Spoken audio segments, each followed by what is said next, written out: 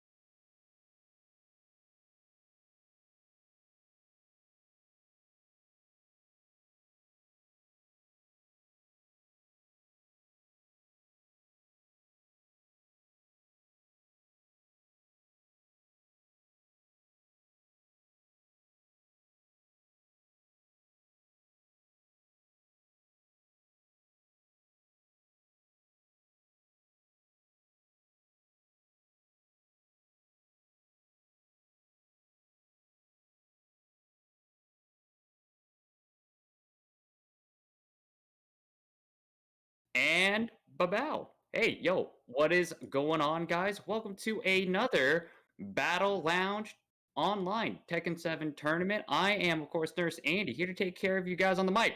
And I'm joined with, of course, I made that by Gandhi. yeah, thanks again for doing this. Good to No problem, see man. your beautiful face again. Always happy to commentate tournaments, and we got surprisingly for a Monday a pretty stacked bracket. So I'm very impressed with not only the number but the quality of competitors that we got tonight. Should be a really good tournament for a Monday. Oh yeah, oh yeah, oh yeah. For sure. Looks like our first match is gonna be Queen Charlene herself, the Queen of Olympia, coming in hot. She's gonna be going against Probable Cause 503. This should be a Ooh, this pretty is going good to be a one. good match. Yeah, yeah. Hmm. So for those who don't know, Queen Charlene's out of Olympia. She typically plays Brian, though she does have Akuma, and she might play some other characters as well. Probable Cause, as far as I know, he plays, what I've seen in past tournaments, he plays Marduk, and he will sometimes play Josie. But ever since Marduk came out, that's pretty much been his main. And Hmm. he's got a pretty solid Marduk. We do have occasional Marduks that come through tournaments, but yeah, he's the only one that I know of that's in Portland that plays Marduk as a main. The other guys kind of well, except for I think is it One Man Riot that plays Marduk. There's another guy that kind of plays him on a side too. I can't remember the guy's name. He's got red hair. Do you know who I'm talking about, Andy? Oh yeah, Uh, yeah, yeah, yeah. I don't not, remember. Yeah. yeah. But yeah, he's Anyway, he's a pretty avid Marduk player. yeah. Anyway, shout outs to that guy if you know if you know who I'm talking Yeah. about. I can't remember your name unfortunately, I think he just likes yeah, big boys in general. yeah, that's true. Yeah, he plays Gigas and other guys too. Yeah, Hmm. so Hmm. so yeah, this should be a really good match. So I'm really looking forward to tonight. Yeah, and like you mentioned before, man, it's a small but very stacked bracket. It pretty much looks like a top eight. I No mean, doubt. yeah. So like, one of the other ones that are going to be really really good is going to be Chris Free versus Babby Boy. Blackfire versus UFC Youngboy. That's going to be a hot one. Dragonov versus Paul. Yeah, I'm into that. That'd be really good. Yeah, UFC Youngboy kind of made his debut here last weekend. Very skilled player, very good, Hmm. and so it should be a good match. Do we know who Baby Boy is? Not entirely. Actually, honestly, not entirely sure. But I'm just excited to see Chris Free back in the United States where he No belongs. doubt. You Yeah. know, always a really good time. This guy has a lot of legacy experience. Has pretty much like a pretty solid pretty solid roster. Like we saw him Yeah. last. What is it? Last week with the Huarang looked real Yeah, good. yeah. That's when Hmm. he was using his superhero persona of Mask of Ishida, or sorry, excuse me, son of Ishida, son of Ishida.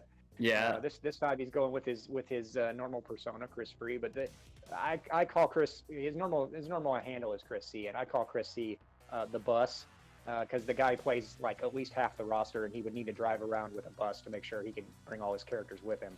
Oh He yeah. plays not more than half the roster, probably three-quarters of the roster, and he plays them at a high level. So you never know who he's going to use. I know recently he's been kind of going on a kick where he picks one character and sticks with them for the whole tournament. That should be pretty fun. And the winner of that match between Chris Green and Baby Boy goes on to our hero, the representative of PDX, Mhm. FDX. Andy, do you want to tell the story of FDX this weekend? Yeah, man. He really put Portland and just Oregon in general on the map, right? Like he as you guys know, Tekken, like the official like online Tekken tournament was this weekend, and V made it all the way to top eight. I believe he got sixth place or something like that. But Yeah, man, he got what a yeah. run! What a freaking run this dude had. No doubt. So for those who don't know, I can't imagine anybody who was watching didn't know, but it was basically the test run for the upcoming Namco online tournaments that they're going to have for Tekken. And so this was the the west version of that. And so fee there's 100 so I played in it. I know that Strike Mist, who I think is in the tournament tonight, played in it as well. And so there were 100 something players. Fee came in tied for fifth, like you mentioned. Beat Run It Black in the tournament, which is a huge thing because the commentators on the mic were both SoCal guys, and so before Fee beat Run It Black, it was like all you ever heard was talking crap about Oregon, not entirely undeserved. We haven't had a lot of players on the national level, but after he beat Run It Black, which by the way was 6 rounds straight, the tone in that commentary changed completely. And so it was that was the first time that one of our players has ever since Kenji and Geese Master. We haven't had a national kind of player beat the best players at a national level since then, and that's been many years. And Geese Master never really got into Tekken 7, so so it's the first time we've had a player get in. So it looks like both players on this match are going back to Charlene versus Probable Cause. Looks like both these players are going with their mains. No surprise there. Oh yeah. And you know me, I'm always really biased towards the Brian players. All right, the Brian gang stays together. All right, so and you already know who I'm rooting for. Queen Charlene plays, she's typically plays a very defensive Brian, which is probably one of the best ways to play her. Very rarely do you see a super rush down Brian, but we will see one tonight in TK down jab, if I'm not mistaken. That guy hits. That guy is crazy on Tekken 7 with his Brian. So this should be a real interesting matchup. I'm curious to see if Probable Cause's tackles get through Charlene's defense. Yeah. Throw breaks and really good defense is going to be very key in this matchup right here. Marduk does have a full throw game, so you got to be really careful. Wow, nice awareness. Good duck by Queen Charlene here. Going to take him to the wall. Wall break, yes. Both knees. Half life off the first combo, so. Nice. Oh, gets counter hit. Yeah, very surprised. Oh, counter hit. We got people hitting lots of buttons right now. Okay, round wraps up with some pokes. I think this is going to be a real slobber knocker to quote, WWE announcers.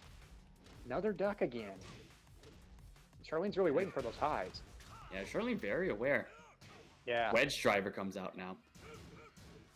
Probable Cause does a good job of adapting after the match. When we were up in Seattle playing with the at the Red Bull tournament, I think he lost pretty early on, and then went in a big win streak in losers. So the guy definitely can adapt once he gets his flow underneath him. Bro, surprised that didn't break before. Oh, gets caught by the second hit though. That might be it. Yeah, gotta break the floor and just do. No, not quite. Oh, Valley Tudo. That's gonna be it. Yeah, that's a pretty tough throw to break.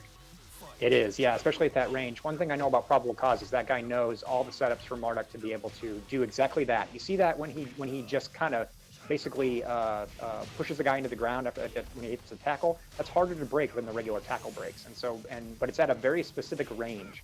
And so when you see Marduk do that, you know that Probable Cause has a good likelihood of probably setting up a particular move. There's one counter hit move that puts him right at the right distance, and Charlene is just going crazy on the wall. Oh, yeah.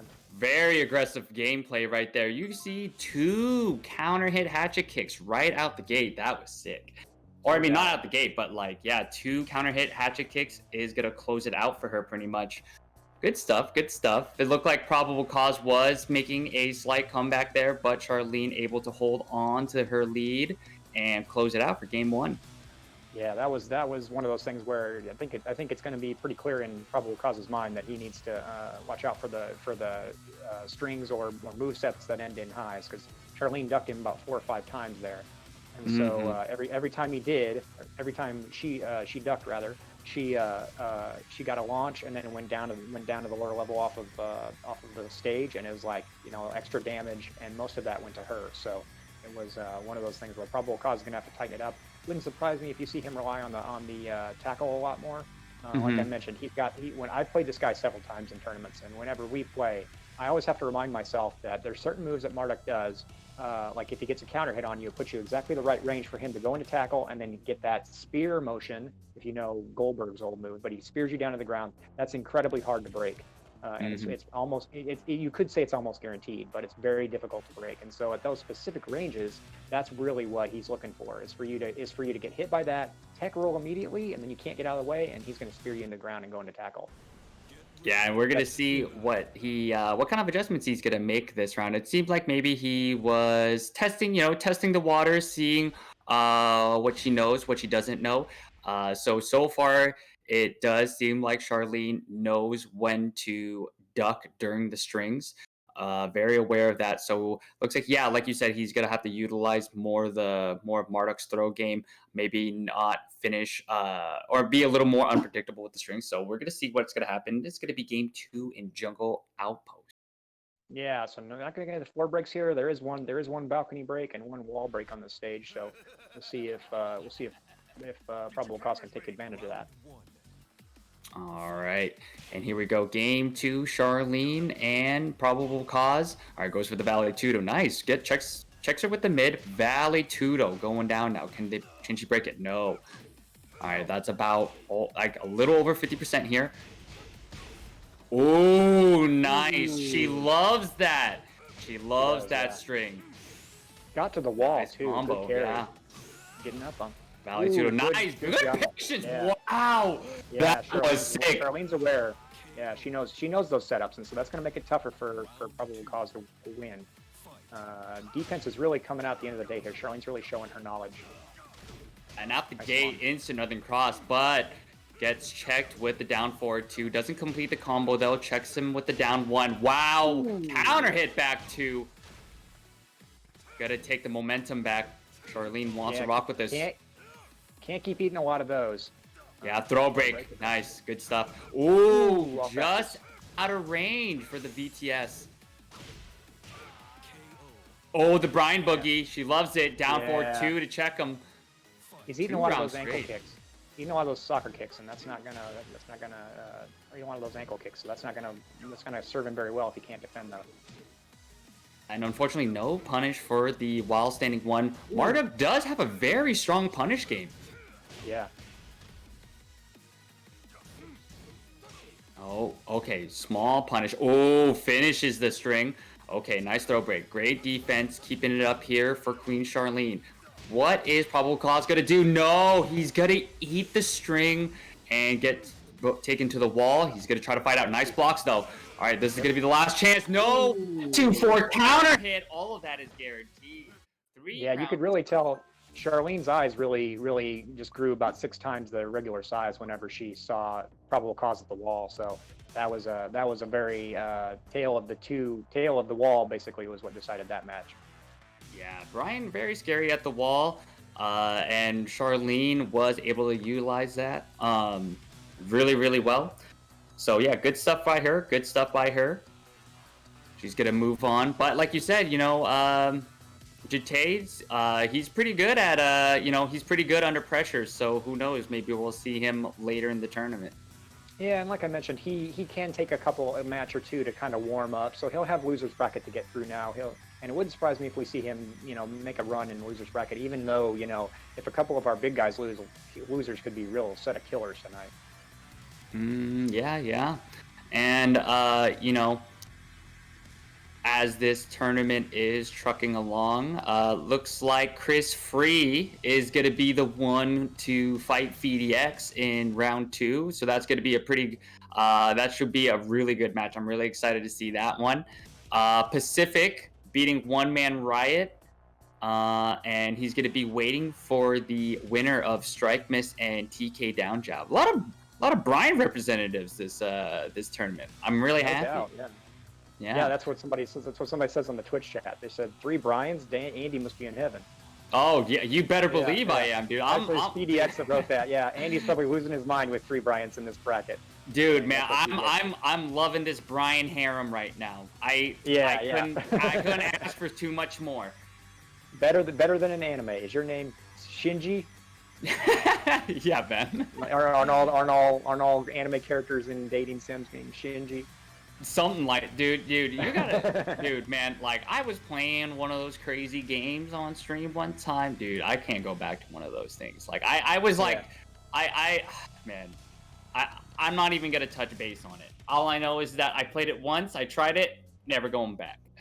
Yeah, it's definitely its own little universe there. So. Oh yeah.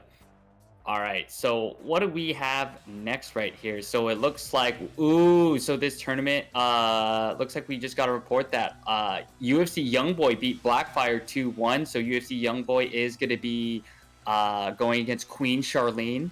Nice. That's gonna be a pretty high fun. Dragunov versus Brian. I like it. I like it. And then what's our next match here? Kind of what's going on? All right, so it looks like we're gonna get Strike Miss versus TK Down Jab.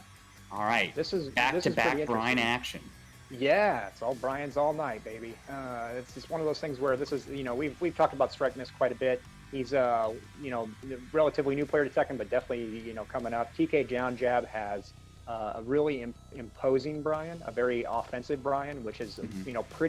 pretty rare, I would say, when it comes to really popular Brians. Most of the Brians are, because his moveset really lends itself towards counter hits and just kind of being patient. And he will try to rush you down with a ton of things, and he's really effective at doing it too. So it should be really interesting to see if Strike Miss can get past the rush down that PK down jab is going to try to throw on him. Yeah, and this is gonna be a run back of actually our last tournament too. These guys fought, I believe, in winners last tournament, I think. And that time around, TK Down Jab was able to edge him out 2-1. So we're going to see if Strike Mist has, labbed this matchup. I know he's been struggling with the Brian matchup recently. Seems to not do very well against this character. So we're going to see. It's going to be a real test, too. Like you said, TK Down Jab, no joke, has a really good, a very, very good Brian. But that being said, though, who knows? Maybe he might go to Geese. I know he's holding the Geese Yeah, he could. He somewhere. could. Geese can be played numerous ways, just like Brian can. And it's one of those things where it really kind of depends. TK down jab, initially will start off matches being very offensive, very rush down kind of play style. But if he finds that the other player is taking advantage of that, which is what happened during the last match that these two played, because my hope for this match is that Strike Miss does as many of those duck down big launchers that Leo has, just to Yeah. make Andy go ballistic. No, I Great. learned my lesson. All right, I learned my lesson. Like, listen, I can't go that crazy anymore. All right? I don't know why that made me so mad that time, but look. I'm trying to be a professional commentator here. All right, I can't be saying all that crazy stuff. I'm gonna get canceled. Hey All man, right, someone has that as a receipt. All right, all right. Someone has that as a receipt. Someone. No. Someone's gonna report that shit to Kotaku, and I'm gonna get canceled, man. I can't say shit like that. Someone needs to Oh, delete that VOD. So, but it was so entertaining. Got to get at that. Personally, from my standpoint, I want him to do as many of those moves as possible, just to trigger Andy left and right. That's no. Listen, look, man. I've been training. All right, I've been I've been doing some yoga and meditating under waterfalls. All right, I am. Okay. I'll wait for your inevitable eyebrow twitch whenever he ends up doing that, because Strike Miss will end up doing that. I don't know the name of the move. He uses it so much. I should start learning Leo's moves, but it's basically like a duck down launcher, and so it's really good against highs and probably some mids. A lot of mids. If like I told Strike Mist, I would say if I was using Leo, I would use that move a lot, just because it's extremely effective on all sorts of characters. And so Charlene says it goes under Brian's 3+4, so it should be pretty entertaining to see if Strike Miss continues to use it. But Strike Miss can also mix it up, same as DK down jab. I would say that he tends to be a little bit kind of more defensive at first too. So I would expect both players to kind of just go into their immediate roles how they always play. TK down jab probably be rushing them down to start, and then Strike Miss will probably adapt. And then we'll see, both characters kind of do the waltz of who's going to change their play styles in the middle of the match. Should be pretty good. Mm-hmm. Yeah, and we are going to take it to the Olympia Azir. This is going to be a pretty good one, like we said. Yeah, no walls to make this, so this could be a real interesting match. Yeah, here's we didn't have tonight, Andy. So far, we haven't had any disconnects. So let's keep our fingers crossed. Maybe I shouldn't have even Well, mentioned that. well, you probably shouldn't have said that. Yeah, didn't mean to jinx it, but yeah, last time we Harada got it. heard that. He's like, what? What's that? Yeah, he has like he has his finger on the red button right now. That's right. Yeah. All right, so you two Good old boys got to finger. hurry this up. You guys got to hurry this up. I want you guys to rush each other right now. No spacing, just getting each other's face. No. The no. We're on a time limit here. Okay, back 1 or 3. All right, just kind of spacing each other out now. Counter hit on the second hit of that string. Gets the follow-up. Ooh, misses the combo, though, unfortunately. Nice. Blocks the Mach Punch. Wow, great defense by TK down jab. But strike miss here. Has a pretty significant lead. Chipping his way. TK down jab in the red now. Definitely using those pokes. Definitely using those pokes to his advantage. Definitely using those pokes to his advantage. Like, he did this in the last match, too. So it'd be interesting to see if TK down jab adapts. Nice. Good down 4-1. Yeah, all right. Nice round for strike miss. You see strike miss approach a lot of times with safe mids, things like that. And so, we'll see if TK down jab can adapt, maybe sidestep, sidewalk a little bit more, depending on those, because a lot of those things from Leo, nice, good orbital. I think he's going to catch on a little bit later. Remember that this was probably the move that won him the match last time. Again, what a quick round. Yeah, very dominant. 1-2-1, all of it hits. Okay, the character's kind of sizing. Second hit. Yeah, safe move. That's almost the exact same sequence he did last time. Yeah. Oh my God! The snake. No respect. Oh, and he goes for the big boy combo. Yeah, 3D combo. Oh, showing no respect. Oh my God! And the while standing 3 to finish it out. Oh boy. My girder is hard right now. There you go. You saw that knee to interrupt that duck down move, so that's a pretty good adaptation there. Let's see if he was going to continue to do that. Punish. Finish the string. No punish. Yeah, and it's minus 13 if I remember correctly. Correct. You see that mid string that he likes to go into. Yeah. You see strike miss kind of adapting to those lows and other things that he can kind of mix it up a little bit, so that safe mid. Oh, there we go. Like that. That's what we talked about. He's gonna have a little bit of life left here. Oh, he doesn't finish it. Oh, oh, that's such an unfortunate turnaround for strike miss. Red stuff. What's gonna happen? Down for. Oh, and the wheel kick to finish it out. Yeah. Damn, that was sick. Down jab really likes that move, and I understand why, because that move is a move where, say you end up getting hit or whatever, if you get hit out of it, you're airborne, you'll take less combo damage. If they happen to do a ray jog or something like that, it might be a possibility that you can just escape out of it. Mm-hmm. Because you'll end up being so low that it won't hit, or it'll hit and won't go into the rage animation. That King's got a move like that. It's his up, I think it's his up back 3 or up forward 3. That move is really effective. You see a lot of Kings throw that out when the opposing character hits the red, it gets rage, and so that's just to make sure that if they can hit him out with as little as risk as possible. And so that's exactly what we saw there with TK down jab. Yeah, and it's one of those moves where you expect it, like you expect it to happen, but you always eat it. Like it's such a common Brian finisher, but like, man, even to this day, it's like I know it's coming, but maybe he won't do it, maybe he will do it, and then he does it, and you're like, God damn it, I knew it. And it's one of those moves you don't see from Brian until the round or the match is almost over, and so then it's one of those things where you're not used to seeing it, you're waiting for something else, and then you sidestep or backdash or whatever and get clipped by it, and then there goes the round. So yeah.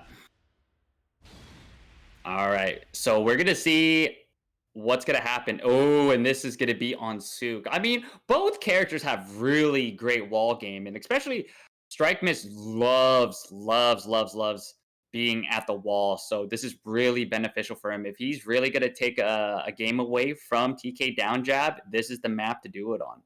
Sure, but don't ignore the elephant in the room, which is Brian's taunt.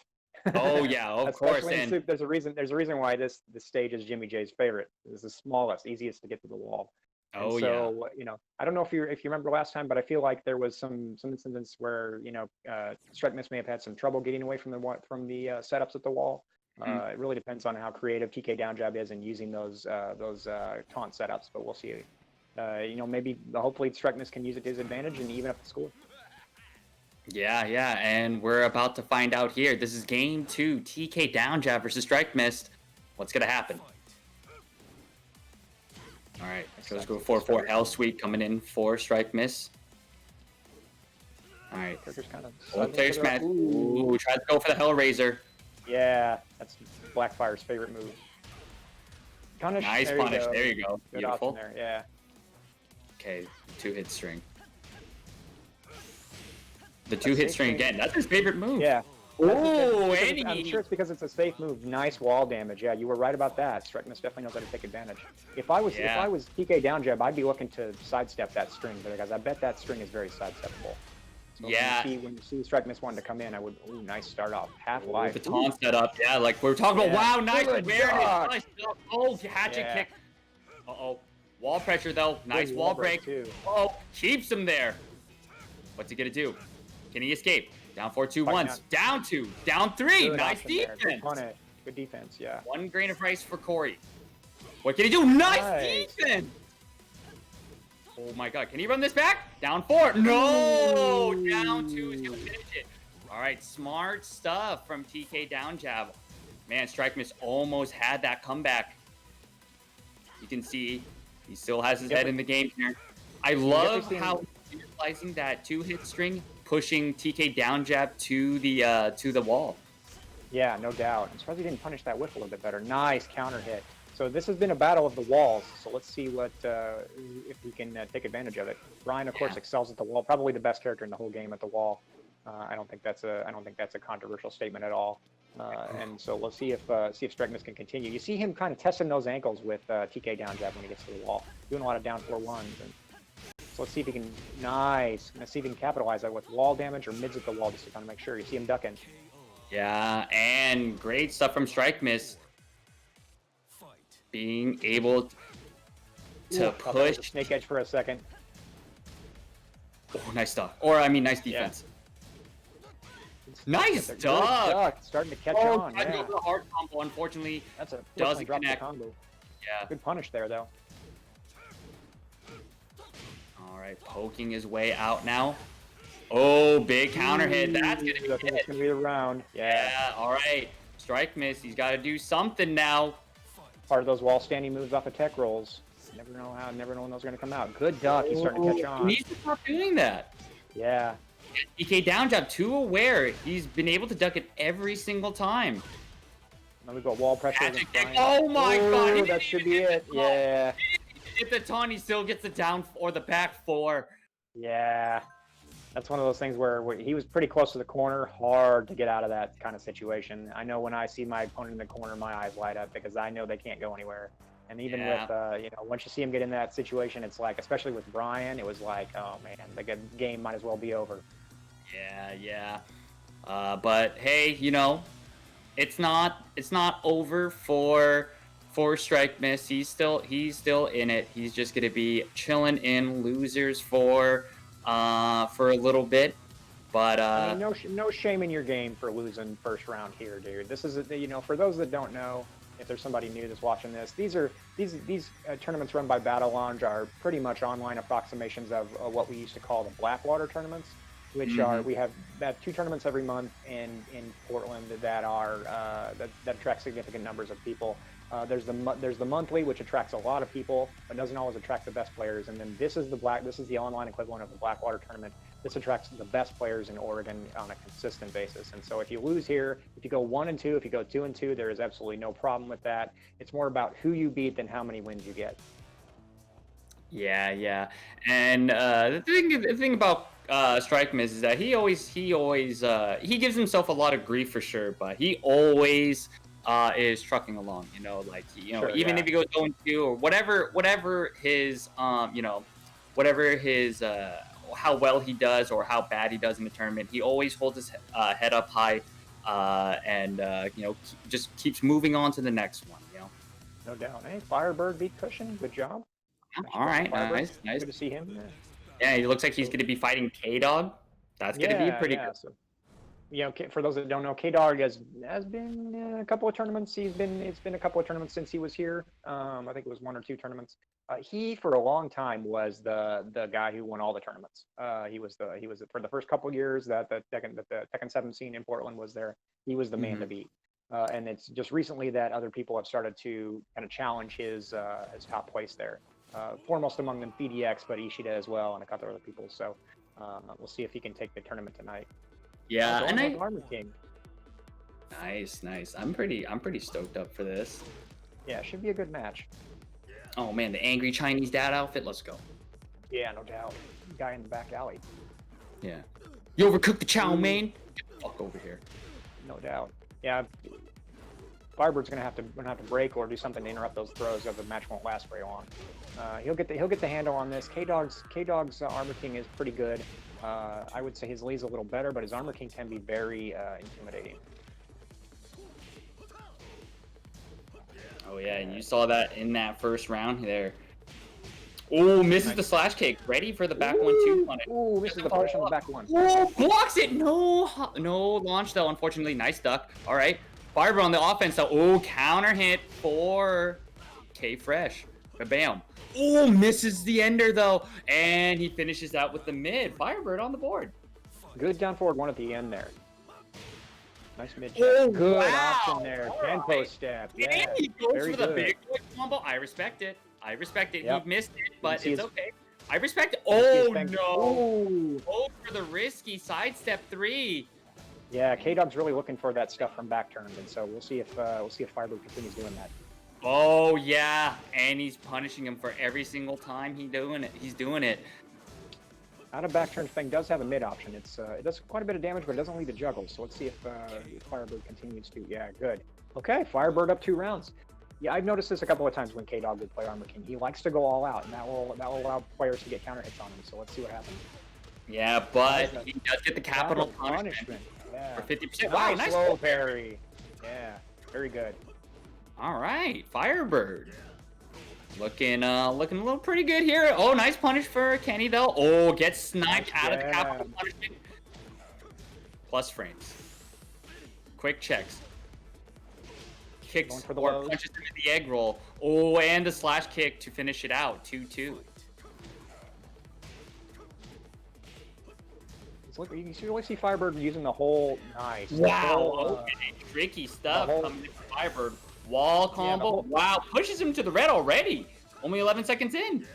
Oh, this could be Firebird's game. Oh Should keep it my. under wraps. Pushes him in the Jaya. Oh, nice Yeah, an duck. opportunity. Wall pressure. Oh, nice defense. Drop kick. Oh, counter hit. Oh, does it duck to high. And he gets him with the mid. Firebird.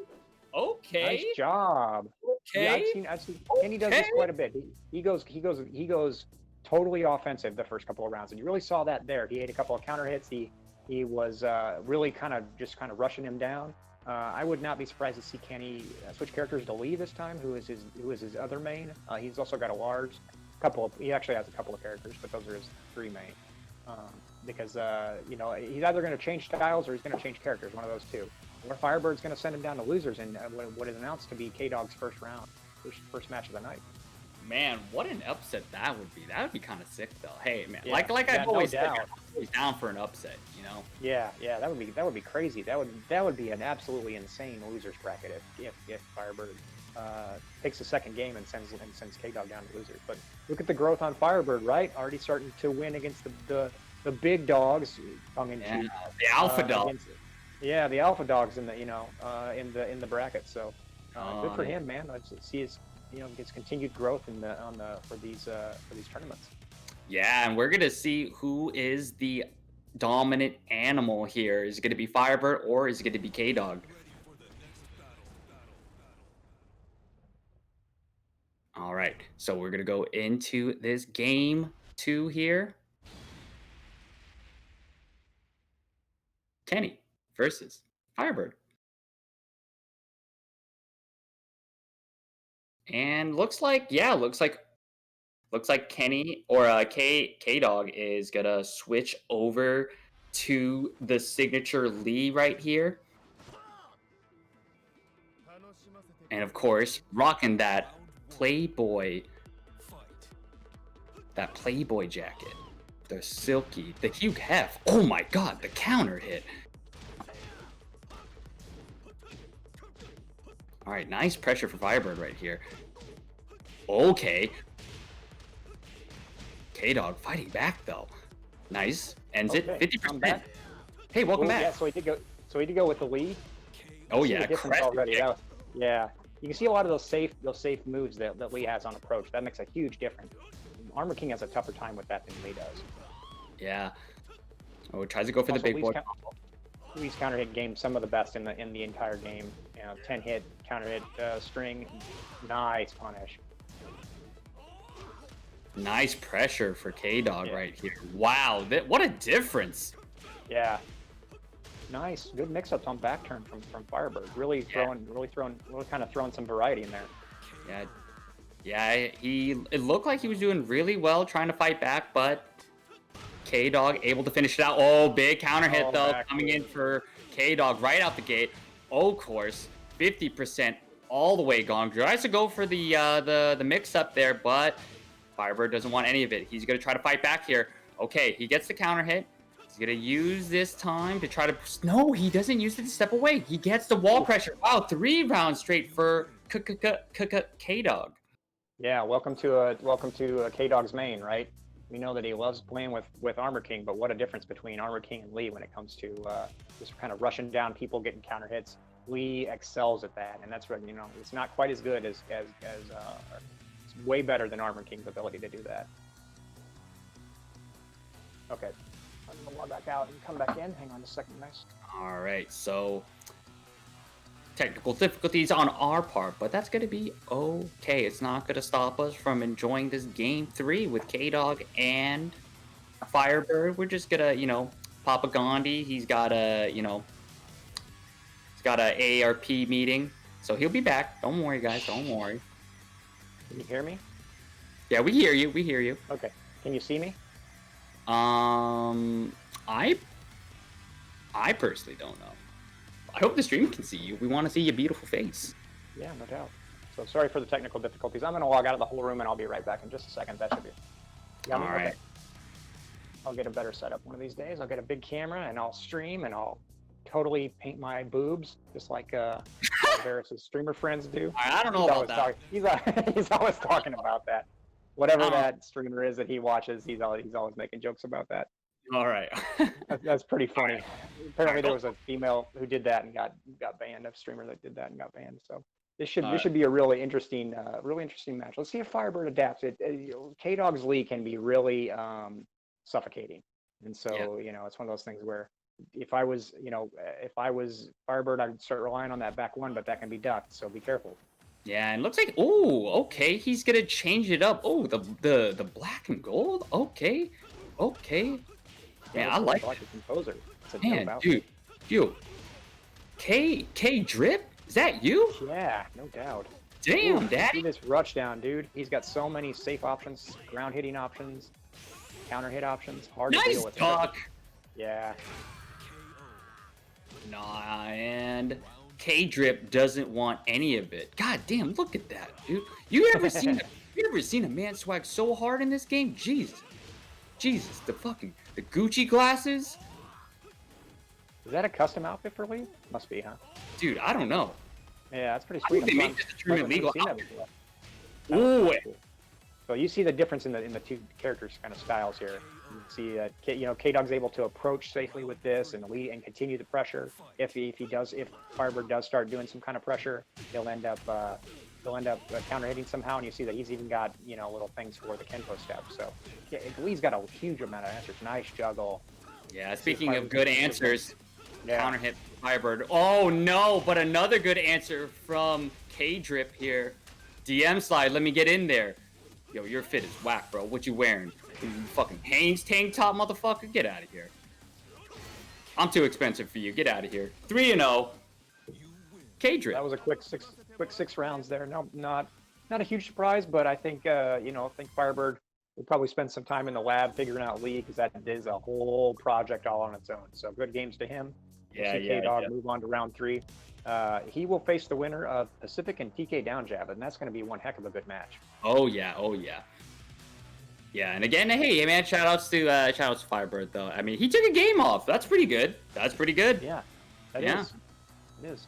Yeah, I know I that was always proud whenever I took games off of K-Dog, but he, you know, it was inevitably like he would adapt, and you know, then he'd end up taking the second one. But it's always nice when you can get wins on the best players in your scene. Always a good feeling. Oh yeah, oh yeah. You feel the progress, man. You feel the progress. Yeah, absolutely. Right? Yeah, Yeah. and get a sense of, you know, what good players do, what actions they take that might differ from the kind of mid-level players. And so, you know, because that kind of stuff makes a huge difference. You know, one of the things that I've mentioned before in the past is just, you know, what a huge difference simple punishment can make. You know, it can turn around an entire match. And so you saw K-Dog do that on several occasions against Fang. Know when to duck, know when to punish something that's minus 13 or minus 11 or whatever. Yeah, all that really adds up. Yeah, it throws you off your game. It sets you up for getting counter hit because you're trying to throw different moves that you don't usually do in a normal kind of offensive flow style. And so you know, these sorts of games are characters, players that are able to, you know, really kind of capitalize on punishment. They go really far, especially if they're down in life, they can take advantage of a mistake. You know, all these kind of things that normal players that are new to the game or may not care about learning punishment. You know, the people that do and remember it and recall it in a second, those guys improve in Tekken really quickly. Yeah, and speaking of really strong punishment game, VDX in the house right now. VDX, the anime hero of Tekken, or of the Portland scene. Yeah, this is a guy that you really don't want to make mistakes against. No doubt. So he's got, yeah, that's the thing about Noctis is he has 1,001 ways to punish you from across the screen, and half of them will juggle you for half your life. And so, you know, one of the things that people don't quite realize, I mean, they see Noctis do Noctis things when VDX plays with him, but what they don't see is, you know, the crazy amount of skill that he has and how fast he can backdash, or how good his spacing is under certain characters. You know, Noctis really takes advantage of that because if he can backdash out of the way, he can throw out forward 2 or his rage drive. No problem. And you saw that in the match, to go back to that Namco tournament that happened this weekend. You saw that in his match against Red and Black. There was a point where he just kind of backdashed a little bit and then got, you know, backdash and then threw out rage drive, hit Avery Red and Black out of his move. Took the round, even though he was down for most of the round. He took it at the last second.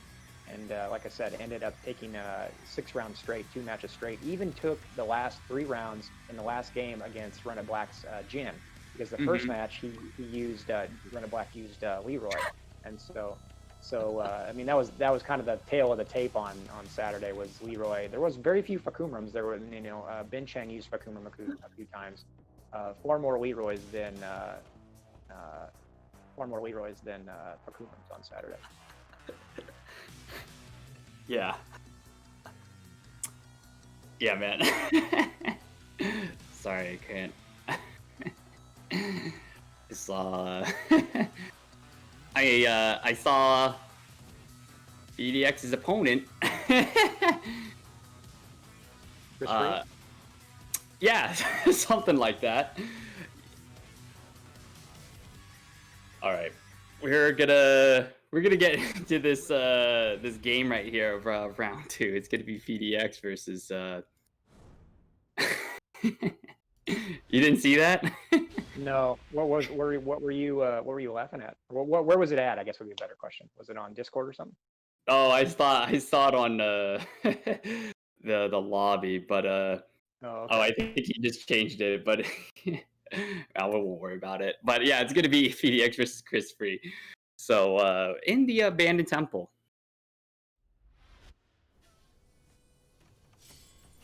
Okay, Noctis versus Brian. So here we go, more Brian players tonight. Yes. All right, here we go. Okay, let's see if he does taunt jet upper like Andy always wants him to do. Oh, wow. Counter hit. 2-1, yeah. Spikes him down for the Oki. Oh, pumps the taunt though. Yeah, and this is the kind of range that you want to play against Noctis. Like you mentioned before, It's really hard to get in on him if you give him the space for it. A lot of good long-range tools, a lot of good things to keep you out. So you want to be in this 1 to 2 range. Chris Free doing a really good job at staying in his face. Hatchet kick, being very unpredictable right now. You see Blackfire do this against FDX as well. You know, tries to rush him down to keep him from using all of those faraway Noctis options that he gets off for free. So good adaptation by Chris Free. Yeah, very good aggressive play style. Ooh, tried to go for the classic there. Oh, Ooh, counter hit back though. one. Emo man finishes out, pushing him to the red. Nice defense though. Back one, pushing himself out. Nice sidestep though. What's gonna happen? Good wherewithal to know to down jab to get out of that. Hatchet kick. Ooh, does Crispy have this? Oh, doesn't duck the third hit and gets hit by it. He almost had it. All right, here we go. BDX on the offensive though. Gets the float combo, pushes him to the wall. He's gonna get about 40% right there. The down spear goes for the mix-up. I love that Chris is not afraid to still stay in his face. But FDX... If you let him do Noctis things, it won't be a really quick... It'll be a pretty quick round. Good duck there, but ended up getting clipped by the last hit. Yeah, unfortunately, a little bit too slow on that while standing one. Ooh, nice quick checks by FDX here. Chipping his way... Or chipping... Oh, wow! Nice movement by FDX right here. Oh, no, please. Uh-oh. Okay, we're good. We're fine. Okay. All right. All right, FDX, quick rounds. Yeah, really showing the improvement he's made in probably just since yesterday. So, for your information, the reason why I couldn't see it is because when the player names are super tiny whenever I am looking at this on my phone. So. Oh, I see. No worries. Whatever it was that Chris Free did, I couldn't take a look at it. I have to take a look at it in the VOD, I guess. No, don't worry about it. Don't worry about it. That should be pretty good. Yeah, but good stuff though by FDX. Chris Free does have the right idea to fight against Noctis. You know, staying in his face, don't be afraid. You know, take the small chip. You know, take the small pokes to really stay in there. And that's actually, you know, where FDX used to that's used to where he used to struggle in that range when people would play really aggressive and stay in his face. You know, he was always backdashing, always wanted that range, and you can see now he's a lot more comfortable fighting people like, you know, in about range 1 or 2 now. So it's really hard now to really get in on FDX. Right, because you see him, you know that back one he uses, that's a 14 frame counter hit launcher. So that is, you know, that's a very good tool to have in your counter in your game. Noctis has very few weaknesses as far as, you know, overall game goes, and his major strength is range. And so, you know, when you look at things like forward 2 and his rage drive, you're looking at it like, wow, he can hit me from across the screen. Let me go up and rush him down. But he's got tools to deal with that. You know, it's just a matter. So you have to do it in kind of a different way than just spamming jabs the whole time. Yeah, the thing is that B is very he's a foundationally sound player, you know. So in general, it's just really hard to get in on him. And as you can see here, FDX coming out the gate swinging right here, putting Chris Free. Oh, there we go. Okay, I lied. Oh no, he messes up the combo though. One, and then the 10 frame punish to finish it out. Yeah, Noctis even has a good 10 frame punish too, so it's tough to try to rush him down, especially with a character like this. Yeah, you really, you know, like we mentioned before, you really want to pick your shots, try to, you know, play for space, try to counter hit him. Hatchet kick. Good. He needs to set up those 3+4s and those hatchet kicks if he really wants Fee to calm down. Nice down forward too. This could be the round. He's dead. He's dead. Ooh. Oh, not quite. Oh, no, there it is. Oh, not looking good for Chris Free. Fee's still going off his wins from Saturday, 10 wins straight. Yeah. Probably since then, since the identity tournament with a loss, but still. Made some online. Okay, good back one to keep up the pressure. Another one. Yeah, Another one. Nice use of the sidestep catch. Yeah, the 1+2 string. Very good tool to check people stepping. Nice dodge everywhere. That's the kind of stuff that he needs to do. He might be able to score himself around right here. Oh, he's gonna be close. Yeah, he needs to. Chris Free needs to be careful not to eat one of the. Okay, good. Not to eat one of those launchers. Yeah, down forward to finish it out. Nice, nice. He's still alive. He's still alive. Mock kick counter hit. Let's see if he can get to the wall and press his advantage. Slash kick. Here we go. Is he gonna pump anything? No. Nice had duck. opportunity to Wow. he's a carry back one. Yeah, momentum shift here for FDX. Yeah. Can he use it to finish this game out? Oh, ties up the life lead now. Wall pressure even. Emo Man finishes it. Last grain of rice. Can he finish it out? What's gonna happen? Misses the hatchet kick. Down forward one is gonna get him. How would you know that the hatchet kick would have missed in that particular position? You know what I mean? Yeah, well, I think what he was trying to do was trying to catch him tech rolling. Hatchet kick doesn't hit grounded, but if it does catch him tech rolling. So I think that's what he was trying to set up for. Unfortunately, doesn't get it. But you know what? That's all right. FDX is gonna move on, and Chris Free is gonna go to the losers bracket where he's gonna fight Strike Mist. Oh man. Strike Mist never has it easy at these tournaments, it seems like. Yeah, no, he never does. Yeah, if he's not fighting one of the killers, he's usually fighting me. I played him multiple times at these tournaments. And on the bracket, in a match we didn't see, unfortunately, because there's just too many good ones tonight. TK Down Jab beat Pacific 2-1. Wow, really, that's very surprising. That is kind of sick, though. Pacific, then that means he's in the losers bracket. Looks like he's gonna fight Baby Boy, and the winner of that is gonna fight Blackfire. Man. That's going to be a solid one. And, yeah, and then the winner of UFC Youngboy versus Queen Charlene is going to go against FDX. Match. So it should be pretty good to see that K-Dog versus TK Down Jab match. Have they played before? I feel like they have, or gotten close to the same bracket or something like that. I feel like those two might have played before, but should be pretty interesting. I'll be curious to see who really takes this UFC Youngboy versus Queen Charlene match. That should be a pretty good one. Oh yeah, super aggressive Dragunov versus a very, very solid Brian. I am really. What the heck is with all these red bars though? It's really weird because it says they have a red bar and then it ends up being okay during the game. Right. Yeah, that's the way it was at the tournament yesterday too. There was several people that. Had really crappy connections, and then once the match started, it was much better. Shoutouts to Strike Mist, who blamed me for his opponent's poor PS4 connection on Discord. Appreciate that, man. Appreciate me being the representative for all of the 3-bar laws. Shoutouts to Hanson. Yeah. In the world. We'll see how it goes. For those that don't know, there should be a Tekken update tomorrow. It's going to be. Are we gonna get the? Is it the big boy patch? Like not the big boy patch. It's going to be a small one. There's going to the two big things are quote small balance changes, so we can expect probably a couple of Fakurum nerfs and maybe some small changes to some other characters. And then they're introducing the ability for you to quote move your replays, whatever that means. I'm assuming it means moving it to a different folder rather than the one that it's stationed in. I don't know if that means you can continue to use them afterwards. I would be really surprised, but but that is the major update tomorrow. So I don't know what time it's going to drop, but this should be really interesting.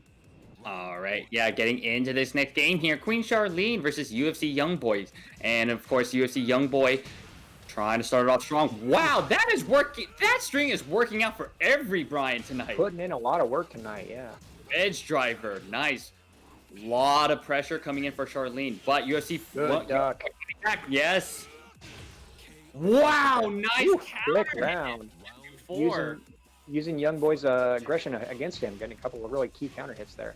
Yeah, but a big counter hit for UFC Youngboy here. Oh boy. And that is the 1-4-2 special. Wedge driver gets blocked. Nice shoulder punish. Nice punish on that, yeah.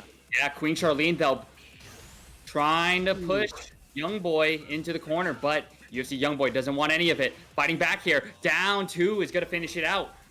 Youngboy interrupting a couple of strings there to really take his turn back.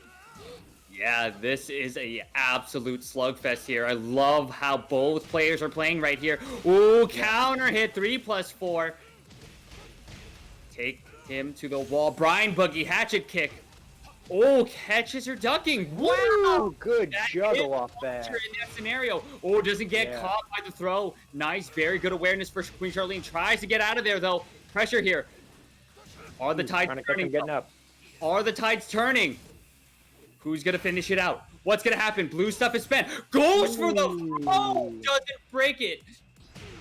Oh, and Yo, able took to it. turn around. Yeah, took advantage of that wacky get up position to make sure that he knew that he was gonna get it down too, that before the get up kick and get him. Okay. Wow, Ooh. nice counter hit from the back sway. Even counter hit the back sway. Good presence of mind. Yeah. Ooh, counter hit. Does his own 1-2-1. Yes. Oh, not all the way to the wall though. Red stuff for Queen Charlene. Nice little parry. Very much. Take him to the wall. Both knees. What's gonna happen? Snake edge guaranteed. Yo. Wow. And the wall standing for Queen Charlene is still in this. Good presence of mind to know that particular sequence he was going to get up then. What a good adaptation there. Oh my god, counter hit, back sway blow, nice call out. Queen Charlene, take him to the wall, 50%, tries to go for the taunt, but unfortunately misses it. Young boy, able to get the back sway, momentum shift now. What is gonna happen? Out even on life, counter hit, gonna go out, Queen Charlene, but the sidewall saves his life. He's gonna backdash, he's gonna get hit with the down forward too. Charlene able to get this game won. You saw the real kind of advantage that Brian has when he gets a lot of counter hits. You know, even though UFC Youngboy was getting his fair share of his own, you really saw that he's scoring those back twos and all those other things. Really kind of set him at the edge there, or really kind of set him over the edge there as far as Brian winning the tournament, winning the game there, just because he was able to just get as few more hits than the Dragunov blows.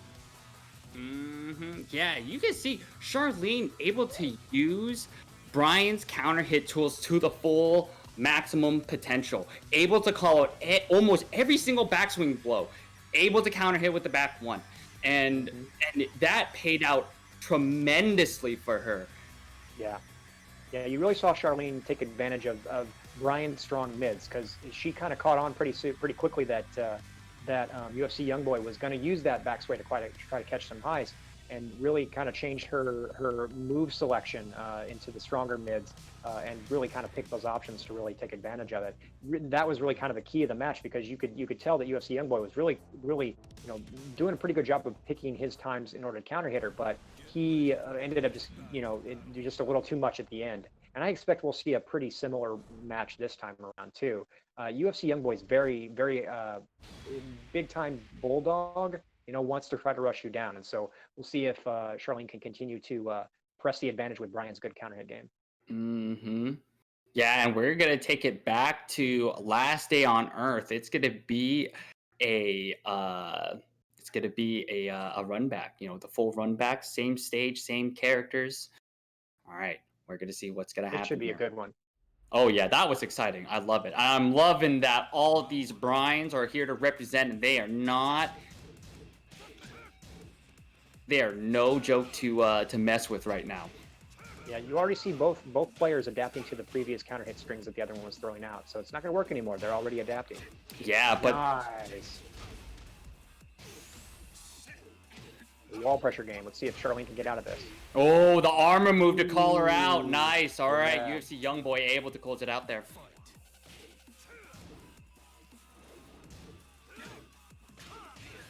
Nice. You already see Charlene doing those strong mids. Yeah, Brian has several of those. Wow, and another counter hit. Yeah, that's 1-2-1, right? Isn't that 1-2-1? Yeah, 1-2-1. Ooh, backsway. Well, they're just using all the things we've mentioned before in the past to try to turn the tides in their favor. Good combo too. Yeah, maximum damage. Nice. The eye poke gets the counter hit. Anyone's game right here. Oh no, the whip. Oh no! Oh my god! What a series of events. No doubt. That backsway's doing work tonight. Yeah. Again with those strong mids, you really trying to catch that backsway and backdash of UFC Youngboys. Yeah, Charlene not happy how that turned out. Wow, backswing blow though. You like your back ones working out? We'll check out these backswing blows. Wall pressure now. Wall pressure now. Youngboy doing such a good job at taking his turn back. Wow, what a huge turnaround. 3-0.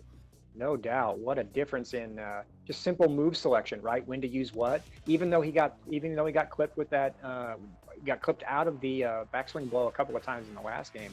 This time he stuck with it and really chose the times when he was going to use it against her, and that made all the difference in the world. You saw, Charlene a lot of times would get pushed to the wall, and from there she would just get pressured. And I was really impressed when he used that backswing blow close to the wall just to try to keep Charlene on her toes. Yeah, yeah. UFC Youngboy doing a really good job at, like you said, picking his shots. All of those backswing blows, very opposite result of the last game. All of them working out in his favor, and able to call out Queen Charlene on a lot of the strings that she was trying to use. No doubt. Yeah, I wonder if Charlene will use parry any. I may be surprised. I generally don't see her use that move, but it might be effective against things like wall pressure jabs and stuff like that. Though, if you do use that, you are kind of hanging out in the wind there when Brian's in his parry pose. But it is a tool available, and it is pretty nice, and it does tend to shut down the offensive flow of a person who's trying to rush you down, which is UFC Youngboy to a T. Yeah, this has definitely been the highlight of the night so far. And we're going to finish it out on Jungle Outpost 2. Shoutouts to Ishida. His favorite stage. Ishida. He loves Toucan Sam. He loves Fruit Loops. No doubt. Ishida also made it really far into the tournament, in the Namco tournament on Saturday. So shoutouts to him. Yeah, good stuff. Good stuff. It's good to see more, Portland representatives getting our name out there. Obviously I don't think we're like the strongest scene, but we're definitely growing slowly but surely. Nice. Yeah. So this one should be really good. Yeah, DM slide. Both characters doing their 1-2-1s. They're loving that. Yeah, get him with that mid string. You always see Charlene trying to catch the backsway of Dragunov. Oh, nice go for the old on that low. Ooh, yeah. Gets hit with the second hit. Or the third hit, sorry. Checking her. Good duck. Oh, wow. Yeah, great defense from both players right now. This is just a slugfest. They were just tapping each other. No combos, just tagging each other left and right. That was good. Poking game. Yeah. Yeah. Slide. Oh, tries to get the wall bounce. No, not gonna happen. Nice. Yeah. No, that's actually a natural hit launcher. Is it really? Okay. Oh, yeah.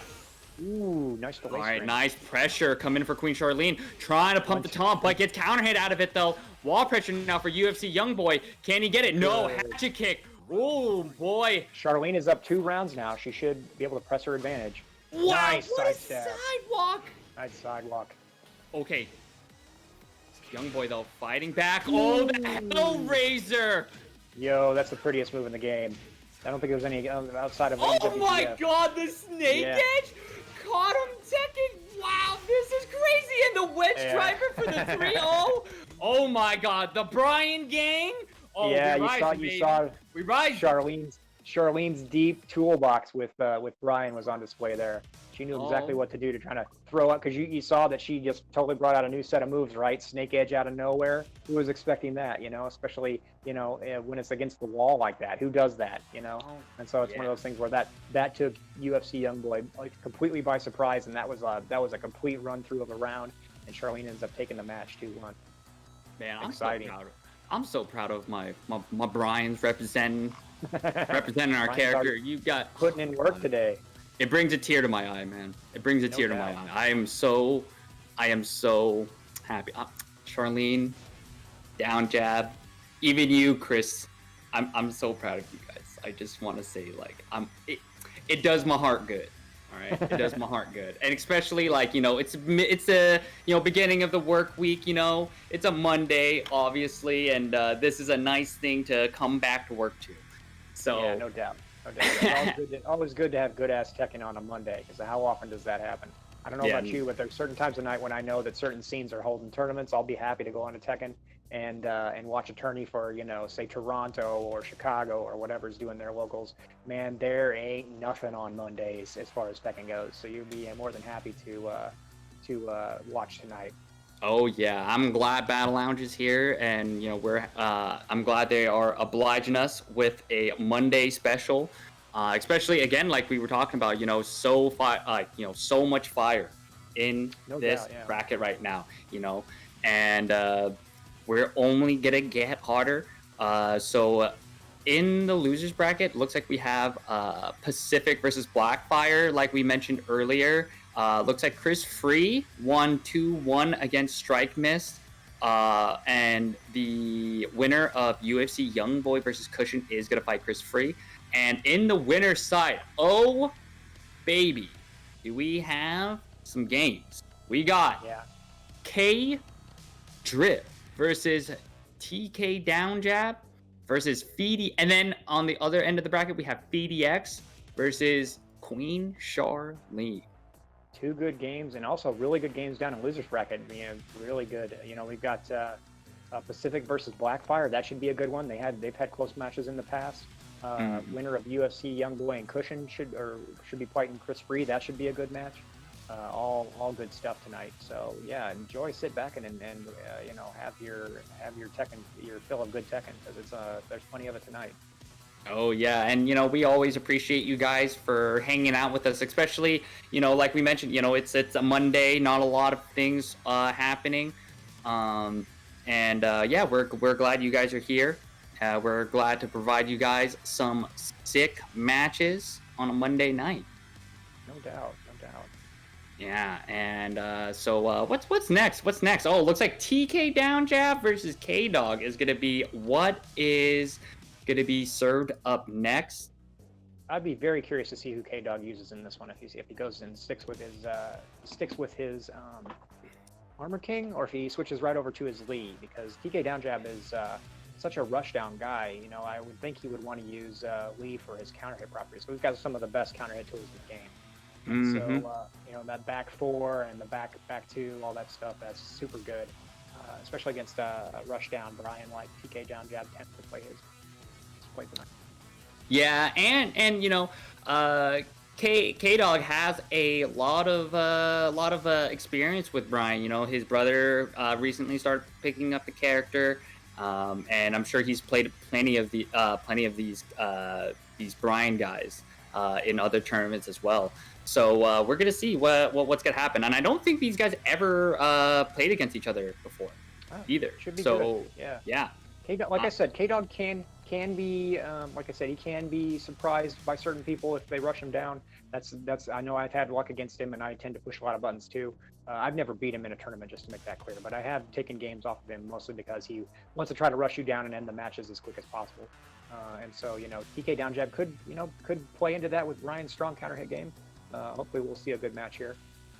Oh yeah. Where anything could happen, really. I know that sounds very cliche, but both these guys are excellent players, and so it could happen.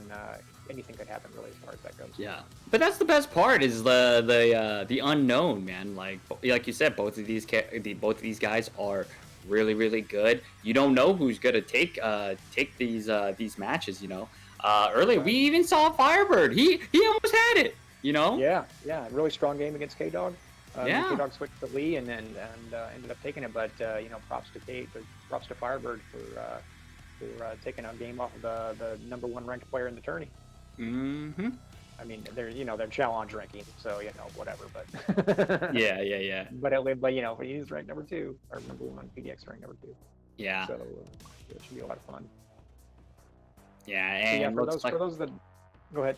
Oh no, looks like K-Dog just joined the chat, so it shouldn't be too much longer. By the way, shout outs to Namco for their completely bunk lobby system on Tekken 7, not allowing players to skip their turn. I watch Street Fighter tourneys and I just envy their ability to skip turns. Dude, I don't know if you've ever watched like the way they do some of those Street Fighter online tourneys. Not that Street Fighter's online connection is very good, but their lobby system is better than Tekken's because they allow players to skip. And what they'll do is they'll have both of the announcers in the Tekken room, like you and I would be in the lobby, and they'll just have the commentators skip the turn.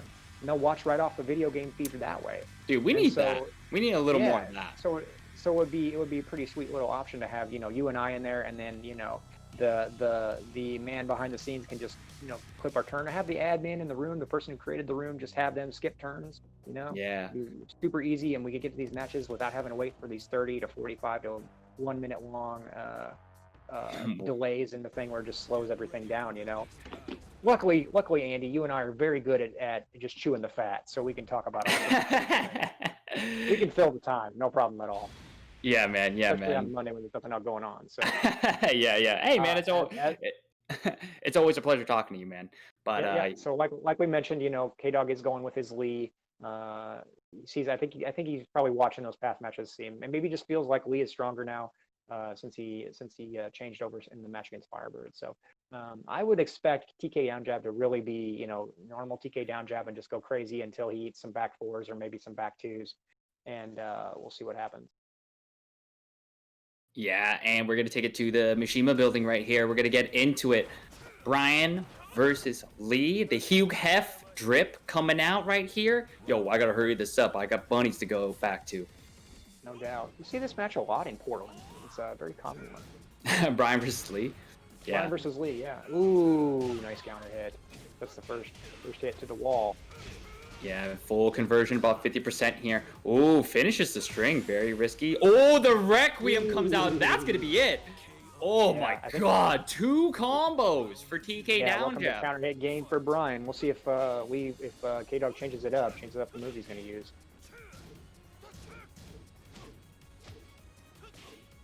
I would be surprised if he doesn't start throwing out a lot of back fours, just because you see how just offensive minded TK down jab is being. Need a couple of those and he'll change his good defense there. Yeah. K-Dog, though, doing a really good job at whittling him down, not committing to a whole lot. Wow, catches him during the crescent kick, though, with the wall standing 3. Oh, and he gets the big boy pickup, of course. Yeah, that was the move that got buffed the last patch. One of the last region patches, that move got buffed. More evasive now. Okay, solid round from K-Dog. And just like see him honing in on his choice of moves. Good ankle kick. Yeah, and the Northern Cross goes for the big boy pickup. Jesus, these guys' execution is good. All right. 1, 2, 3 coming out and finishes it out with a down forward 2-1. Man, another match where these guys are just slugging each other. Slow and just hitting buttons left and right, yeah. Oh, and the counter hit forward 3 is going to land. Wall pressure now. Oh, tries to go for the down back before the top back 4. Ducks it. That's going to be it. Bam! Yeah. Finishes it out. Quick round. Wow, that was. For as fast as that win, I would still be surprised to see if K-Dog changed his character selection at all. I don't think he's going to. Maybe he'll pick up Lars or something, but my guess is probably just kind of change what he's doing with Lee. Lee has such a strong counter hit game, and now he's got a good flow of how TK down jab plays. It wouldn't surprise me if he just sticks with him and just changes the particular flow of whatever he does. Yeah, and you talk about TK down jab's offense being really, really good, but you see his defense too. Even when K-Fresh was, he was chipping his way, he was able to block a lot of those really fast lows and punish him at the same time. Like, he's very, very aware. And not to mention, also, he's able to duck a lot of those strings that end in highs, launch him properly. TK down jab is no one to mess with right now. No doubt, he's an extremely solid player, and we'll see if K-Dog can adapt. Sometimes it can take him a while to kind of slow off the gears and figure out the right play style for a particular opponent. And if this is their first time playing, this match could go either way. We could really be seeing TK down jab sending K-Drip down to the losers bracket. Yeah. All right, we're gonna get ready for the next battle, round 2. TK down jab versus K-Dog, and their K-Dog is gonna stick it out with the Lee. Yeah, he's on his home turf. Shoutouts to Henry with Violet Estate. Yeah, we have Violent Systems. I like the stage. Yeah, it's a good stage. I always laugh because Henry picked that when we were playing one time. I said, "Oh, you want home court advantage, huh?" He goes, "Yeah." Yeah. Whenever I think about that, that's when I always makes me laugh because this stage is nothing special. It's just a regular old, rectangle wall stage. So Mm-hmm. see that back four already. Let's. Ooh. 3+4. Yeah. Back one. Nice pressure coming out for TK down jab. Oh, okay. Oh. Fresh catches him though. Has a nice life lead. Oh, wow. Nice block on Good. the DM slide. I'm going to report Excellent you to defense Instagram there. next time. Yeah. Oh, Ooh, good nice duck. duck on the high. Ooh, and the magic 4. That's going to be it. Oh, not quite. Oh. Oh, unfortunate. Oh, he almost had it, but TK down jab able to get him. But a strong start starting for K-Fresh right here did take him to the wall. Doesn't finish the full combo though, but gets something counter hit though. TK down jab.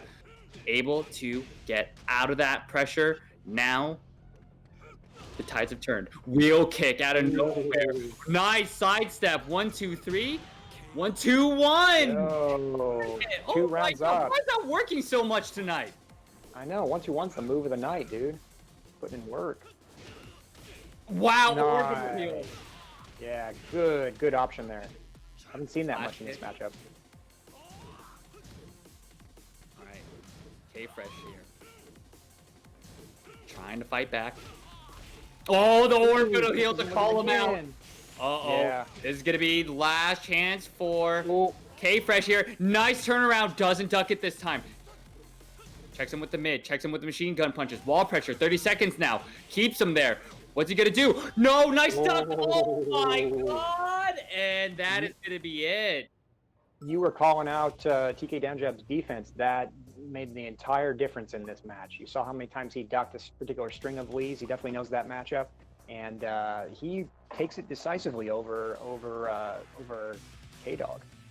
Yeah, and that bottom or the losers bracket is looking muy picante right now. A lot of Thai chili peppers up in that mix right now. It's going to be a real spicy one. Some real high numbers there as far as the pepper spiciness scale goes. Oh yeah, the Scoville units is definitely the Scoville over units. for sure. Yeah. It's over a million for sure. Yeah, 100%. Yeah, definitely that in the losers bracket. So yeah, should be man. What do we even got in the losers bracket? I got the bracket here. Yeah, well, actually, it looks like they were trucking along there. Pacific took Blackfire 2-1. Nice. Good job with Pacific. So I don't know if they've played much before. I think they did. I think it split the matches otherwise. I could be wrong about that, but very, very impressed to see Pacific down there taking it and moving on to losers round 4. Mm-hmm. Yeah, and UFC Young Boy and Cushion, I think, are still duking it out to fight Chris Free. So what's going to be the next one? Looks like, okay, yeah, so we're going to keep trucking along on this winner side of the bracket here. It's going to be FDX versus Queen Charlene next. Oh, man, this is going to be sick. I want to see if Queen Charlene has the defensive knowledge when it comes to Noctis. That's really, because that's what's really carried her in these matches so far, is just her extremely strong defensive knowledge. So I know not everybody knows what to punish when it comes to Noctis because he's just not that common. I don't even think common's the right word for him. You could say he's extremely rare. You know, how many amazing Noctis players do you know? You know, I think I can think of 2, FDX and Just Frame Games, and that's just about it. And so it's like, you know, both those guys are the best that I know of. I'm sure there are players in Asia that play Noctis as well, but I can't think of a single one. And so at least ones that make it very far in tournaments. So Fee is kind of in rarefied air as far as it goes with playing with a character that not a lot of people know. And he does an extremely good job of using all of Noctis's moveset. You know, you see him use moves that you don't normally see mid-level Noctises use in different situations. So should be really killer to see what the flow between offense and defense is going to go in this particular game. Yeah, and you know, I of course, you know, I'm always 100% the Brian gang right here. All right, I'm proud of again, like I'm proud of my boys. All right, I'm proud of Yep. y'all for representing this character and making it out so far. Damn, and we get home court advantage. Let's go. So we do know that there are one or two players up in Olympia that do play Noctis. Whether they play him to Fee's level is a different story, but we'll see. I would, thinking about that, it would not surprise me if Charlene knows a lot of the common Noctis things. Let's see if Fee can bring out some of the dustier stuff out of the Noctis trunk. Really dig into that arsenal of weapons he pulls out of thin air. Yeah.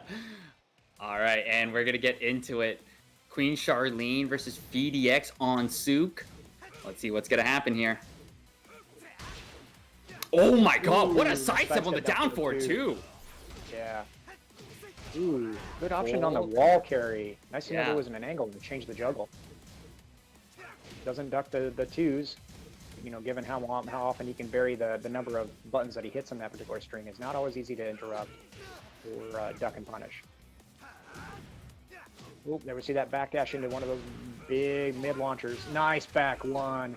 We'll see if Charlene can carry this to the wall and Yeah, possibly full get the round. conversion. Last Yeah. chance. Oh my god, she Strong. is ready with that jet Yeah. upper.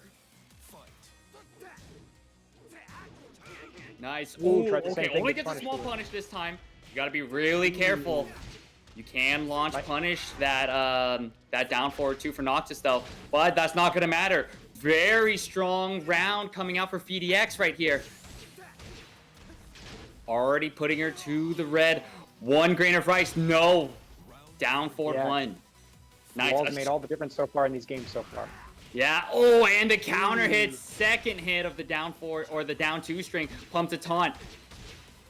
All right, VDX though, fighting back. He's gonna get the full conversion, take her to the next wall. Yes. Down forward one to check. Yes. Keeps it up. You see him use that down forward 4-2-4 of Noctis's. That's an incredibly versatile string. Not a lot of people use that. Very hard to punish in certain situations, and not always easy to duck because he can end it and it recovers extremely fast. Nice low parry, the feed special. We're not. It's a Monday night. We can't get drunk. All right. We all got one. Yeah. Oh, let's see if Charlene can press the advantage. Oh, the 1-2-4 counter hit, all guaranteed. Yeah. That How is often good. do you see that? That is sick. I like it. It's a very minor buff to Brian, but Queen Charlene really utilizes it very well. Able to set it up. Oh no, misses the follow-up to the second hit of that string. Oh, with the down forward two, gets a hatchet kick. Yeah. Doesn't get a whole lot of it. Tries it Ooh. again and succeeds this time. Using Gonna take her to the wall. Extremely strong backdash to make some space for a down forward two. Nice duck. Good punish. Oh, that might be dead. That could be the game. Is that Yeah, dead? Could be the game. Oh, that is it. Oh, Ooh. Requiem. Oh, and taunt to finish it out. Down 4-2-1. Yeah. Let's go. What a match! That was amazing, man. I Yeah. can't wait to see the rest of that. I wish this was like winners finals where they could play 5 games. That would be. It feels like fantastic. winners finals. Yeah, it does. What a great series there. That was a great pickup. Pickup by Charlene. Nice punish at the end to take the match. And once Brian got knocked us to the wall with just a shred of life left, round might have been over already.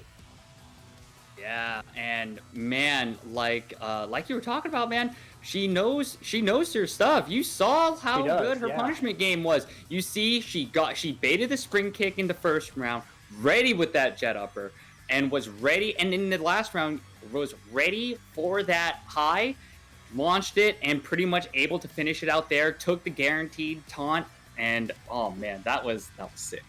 That was sick. Middle part of the fourth round, you could have made a case for Fee taking that game, but Charlene brought it back, and that was a great comeback. Oh yeah. Really looking forward to this. This could be match of the night. I mean, Charlene's previous match with UFC Youngboy was pretty amazing. She really brought it in that one too. But this is I'm super excited for that. That last match was super impressive. Yeah, obviously don't count this guy out. He was a top 8 player in this in the Tekken tournament this past weekend. So don't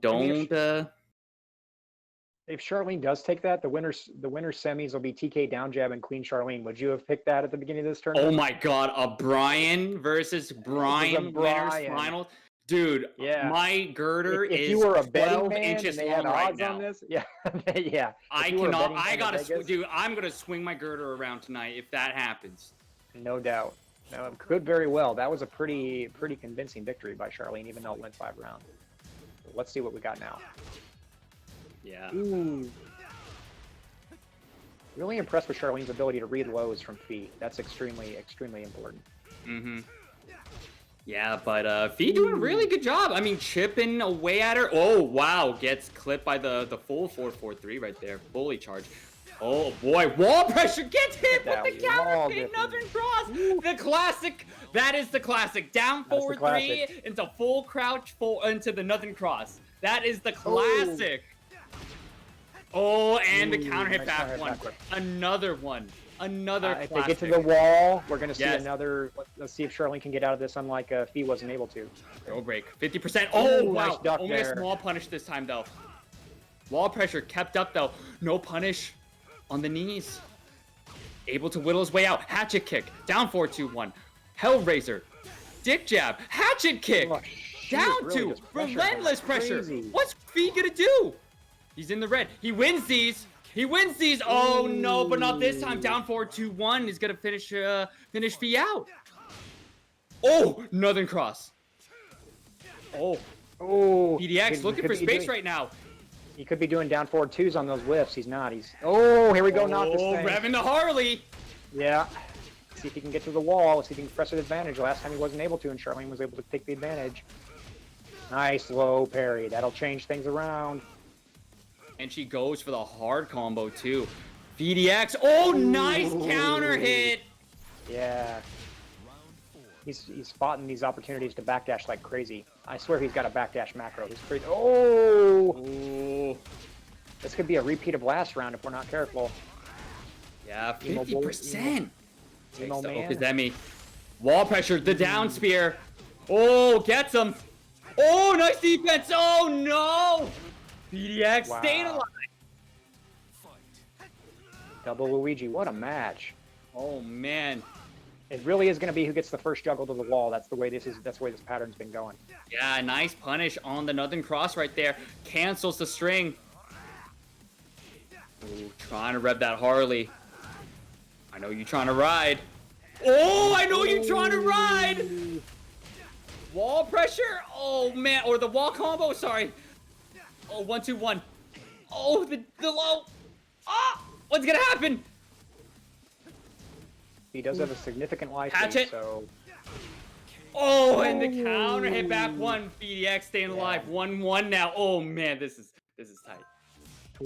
Both games have gone 5 rounds. What a crazy set. This might be set of the night. I don't know. Oh could be extremely good. I'm extremely impressed with both players' ability to both punish and adapt when their opponent starts changing the movesets that they've been using. Yeah, both sets going to a final round. Man, these players got some moxie. No doubt. This is a great match. If this doesn't go 5 rounds the next time, I'll be very surprised. Unless somebody just makes a hard read and tries to completely change the way they've been playing these previous matches, I presume it's going to go similar amounts because both players are extremely excellent at punishment. So one of those things where the whole pattern last time was the first time somebody gets a juggle, gets to the wall. That's pretty much the entire round. Mm-hmm. Yeah, and we're gonna see what happens. What will happen if they get a infinite stage? What's gonna happen then? So, like you mentioned before, the wall has been the key factor to each of their victories. So, I wonder what's gonna happen if in the infinite stage. I think that's an excellent call, and I would be very surprised if we don't see Olympia Azure this time around, just because it is Charlene's turn to pick. And yeah, so, that's their turf. Hey, that's their turf, man. Yeah. And given that she's probably seen the pattern just like we have. Oh, look at that! We're not. Ooh, Cave and Enlightenment. All right. Yeah. May have just picked the random select. Hey, this is a good stage too. This is a 6th stage. This is a beautiful stage. One of its best stage. I like the stage way better than the character. I would 100% agree with that. Stage is amazing. Character is has some work to do. So Yeah, yeah. look at Man, look at I T's was ratings. He's all just totally snake there. S-A. the Slytherin house. Yeah, But look at Slytherin house. look at Queen Charlene. She's got ass. Yeah, that's right. That's hilarious. Oh, look at that custom. That's ooh 1-2-1 doing work again tonight. How does that work every single time? Gosh, And the we've seen snake it egg? down to hit about 5 or 6 times, maybe 7 or 8 times the whole night through all these matches. Nice. Okay, you really see Fia carrying him to the wall. This has been a back and forth the whole way. Yeah. Even on life. Hatchet kick, counter hit. Oh no! Misses it. Nice block. Oh, what's gonna happen? Throws the sword. Gets a float. Doesn't commit to it. Gets the mid shield. No! Wow, nice comeback for PDX. How in the world he knew that Charlene was going to hit buttons after taking that Oki was beyond me. Nice punish on the mid soccer. Back one for the pressure. Hatchet kick with the Brian Boogie. Nice hatchet kick. Doesn't launch it though, bud. Could have He does get something. Full. Jet uppered that. Yeah. Hatchet. Hatchet kick doing a lot of work. Chopping down the tree. Oh, and the YOLO hop kick coming out of nowhere. He wins these. You gotta be careful. He wins these. Charlene, you better be careful. Oh. Oh no, the down jab! Oh my god, that made He might have been able to do. Surprised he didn't do a down forward one there to just check the mid. Alright, wall pressure now for Queen Charlene. Hatchet kick going in. Oh my god, she completed that! She finished that string. You're crazy, girl. Oh my god. This is too nutty. Okay, alright, Fee, what you got? Finishes the string. Very beautiful defense coming in for Charlene right here. Orbital whiffs, and the Harley gets her, and then but no the juggle. follow-up. That's huge. Oh! Oh! Oh no! A series of unfortunate events. Charlene in the red. Oh! And the mid spear. PDX still in this. Oh my god! Going the distance every single round. Tries to get the counter hit back one. Finally gets it the second time around. Gotta go to the wall. Hit her up for about 50%. Oh! That string's doing work. Counter hit. Gets out of the pressure. Oh my god. So back and forth. It's her turn to go to the wall. What's gonna happen? Wedge driver. Jab string. Oh! There we go again. Out of the air. Finishes it. Oh my god. Let's go, PDX. Wow. Staying in it. Oh my god. What a difference. Yeah, matches like that'll do that. Yeah, that good. And that for what it's worth, that match is easy. My vote for match of the night. Oh, 100%. I would be surprised if anything beats that. That was an amazing show between both those competitors. Both people ended up, changing their strats on the fly as each competitor just changed their techniques, like literally every 5 seconds. What a difference! What a it could have gone either way just based on the way the match was going. So shout outs to both. And big ups to Fee for winning, and I'm sure Charlene's going to continue kicking some serious ass down on losers. Oh yeah, man, but boy, is she's got a tough mountain to climb. Pacific is who she is going to go against to stay in this tournament. That is going to be a stellar match. Looks like UFC Youngboy did beat Cushion, so looks like he is in the middle of the match with Chris Fee, who is going to fight K-Dog. And in our semifinals, it is TK Down Jab. The Brian train is still a truckin'. Yeah, no doubt. TK Down Jab gonna fight BDX in semis. Yeah. But speaking of Brian, so it actually looks like we are gonna keep that up. Charlene is gonna come back to fight Pacific. Oh, nice. This ought to be a good one, too. Both these players are great defensive players. I think it should be pretty interesting to see. I'm curious to see who Pacific's going to use against Charlene, whether he's going to bust out Devil Jin, whether he's going to stick with his tried and true Kazuya. He's got a couple other characters that he plays at Casuals on Friday. He plays Nina and a couple other people. So it really just kind of depends on if he's been watching these previous sets and if he, thinks there's some kind of advantage to that using a particular type. Yeah, man. This is another. What's that? Young boy beat Chris Free 2-0. Oh, snap. All right. One of the. All right. That's all good, though. It's all good. All right. That should be a good one. K-Dog versus UFC Young Boy. I'm into it. But right now, like you said, Pacific versus Queen Charlene. I think Pacific has been another person who I've really liked. I really have been enjoying his growth in the scene. Coming out of nowhere, comes out with this real spicy Kazuya, and man, like it's great. It's great, man.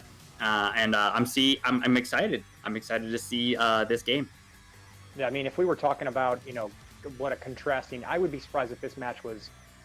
The last one was a real back and forth. This one could be too. I think this is going to be a real paced out match, though. I would not be surprised if we're getting close to the edge or getting close to the end of the clock every time. Both these players are great defensive players, and we when they get head to head, we tend to see a lot of matches where they'll go the distance as far as clock goes. As we expected, we've got Brian versus Kazuya, so we have two characters that are excellent at counter hits. And it's just a matter of whose setups are going to work over whose. And looks like we've got a wall stage, so that can play a big difference too. Yeah, and the thing is that this is going to be a pretty tough matchup for Queen Charlene. Kazuya does very well against Brian. Hatchet kick being one of his main lows, and Kazuya, one of the few characters able to launch punish that. Right. And with a player like Pacific at the helm, he's gonna launch it every single time. So Queen Charlene's really got to be, she's got to be able to pick her shots really, really well here. Oh, Electric coming in for Pacific though. Read that attack pattern on Queen Charlene.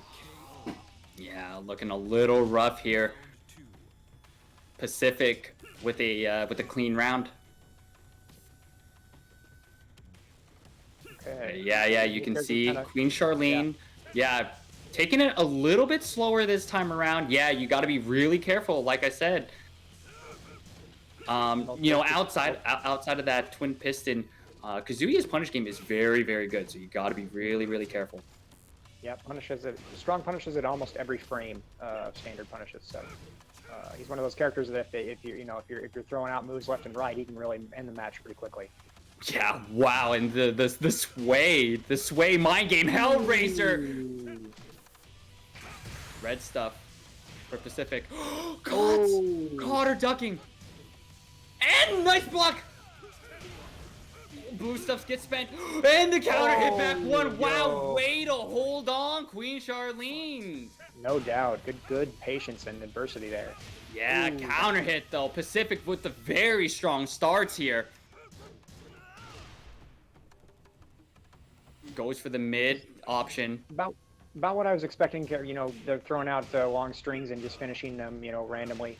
Not surprised about that. One for lows. Oh, wow. Finishes the string and gets the counter hit. But no follow-up, unfortunately. Nice block on the hell sweep. Oh, that is going to be it. Bam, bam, bam. Yes, twin bazookas for 2 wins. Nice punish. All right. Wow. Okay. The back 3 pressure for Queen Charlene pushes Pacific all the way to the wall right here. What can he do? Counter hit 4-3. Full conversion for Queen Charlene. Taunts that up. Tries to go for the down 2-1. Nice dunk on the new 13 frame string right there. No. Oh, misses unfortunately, he misses the last half of that conversion, and Queen Charlene able to close it out 3-1. Yeah, that was more kind of one-sided than I was expecting. You can really see Charlene's kind of throwing up some mix in this, I think, how standard Brian's play, and Pacific is really kind of trying to interrupt when he shouldn't be, and is eating quite a few counter hits. You saw for a couple split second for a round or two there where he was kind of reading her flow, and then you saw that once Charlene started mixing it up again, she started taking the rounds on a pretty consistent basis there, and really some unfortunate near the wall combo drops and things like that. So for both characters, really. So. Yeah, yeah, and Pacific is he's really good at adapting to his opponent, you know. So I think this next match is gonna be a lot more closer. If not, he might take this round. It's gonna be really up to Charlene to keep mixing up her offense. You know, Charlene. I think the biggest thing, like the biggest thing you can notice about her, Brian, is that she loves using a lot of the unorthodox tools that most Brians don't really tend to use, right? So if she can continue to keep mixing that up, keep it, keep them Pacific on his toes, she can close it out too well right here. No doubt. Yeah, it's one of those things where you see, like you mentioned, you see Charlene do things like 1-4 into 2. Like how many people do that string, right? Mm-hmm. And so you see him doing those sorts of Charlene doing those sorts of unorthodox strings where Pacific wants to get in his turn, right? So he's going to try to 1-1 or whatever, and the next thing you know, there comes a counter hit, and then we're to the wall, and now we're in Brian's game. Now things are going to go to where it's completely in his favor. And so switch to Devil Jin. I wondered if Pacific was going to do this a little bit better on the Hell Sweep punish. So maybe he's looking to mix up Charlene a little bit more. Yeah, and he's gonna pick the Hot Topic manager. That's right. The Hot Topic manager outfit. I like it. Got a glow in the dark mushroom poster in his room at home. Yeah. Both people throwing out generally safe moves. Yeah, the Brian Boogie into the hatchet kick. Yep, she loves that. That's one of those unorthodox moves that not a lot of people use. But the big electric coming in for Pacific, full conversion, take her to the wall, slash kick, catches her ducking. Again, Pacific very, he always starts off so strong. Mm-hmm. He did the last round too. So let's see if Charlene can do the same pattern she did last time and really make a strong, take the rest of their game. Yeah, but it doesn't look like it's going to happen though.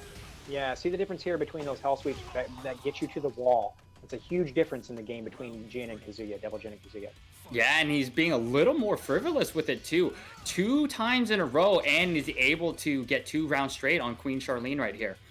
Yep, that's one of the keys to cracking a really defensive player. Nice duck is to throw out the. Oh my God, Pacific, calm down. You hit that online, baby.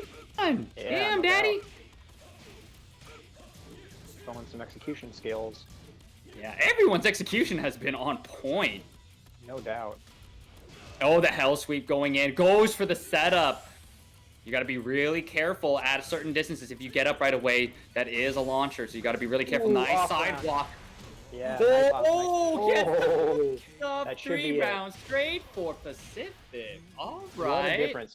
Even though they say the Mishimas are very similar as far as movesets go and play styles, they are night and day. It can be played that way, and you saw the difference there. And so it's one of those things where Devil Jin, maybe you'll eat a hell sweep like you'll eat with Kazuya, but Kazuya can't typically take you to the wall on a hell sweep, and Devil Jin can. And wow, what execution from Pacific. You see though that jab comp, man, that was sick. That's one of the favorites try to carry people to the wall, so it should be a really good match. Man, what is up with these matches in these online tourneys? Gee, can you imagine if we were still collecting money here? We'd have like $10,000 by the time these tournaments were done. We could find all these kick-ass players to come back and play all these matches for some serious dough. Yeah. Shout out to Charlie and to Battle Lounge for doing these sick tournaments, even though the quarantine streams are done. Yeah, and but speaking of, man, I'm really excited to finally get once this whole quarantine thing is over, I'm really excited to do this stuff live, get the real do that top 8 of the quarantine tournament. There is a good amount of cash in that pot, so it's a lot of good motivation and a lot of good players that are going to come out to that. So I'll be definitely looking forward to that in the future. What if this stuff goes on for a long time? Say, right? Let's say worst case scenario, we're talking years. We should have seasons of quarantine league. That's not a bad idea. That's not a bad idea. Yeah, and so we had a season 1, season 2, or whatever, and then we'll just keep collecting money. Charlie will be rolling around in it like Woody Harrelson in that movie with De Niro. Oh my God.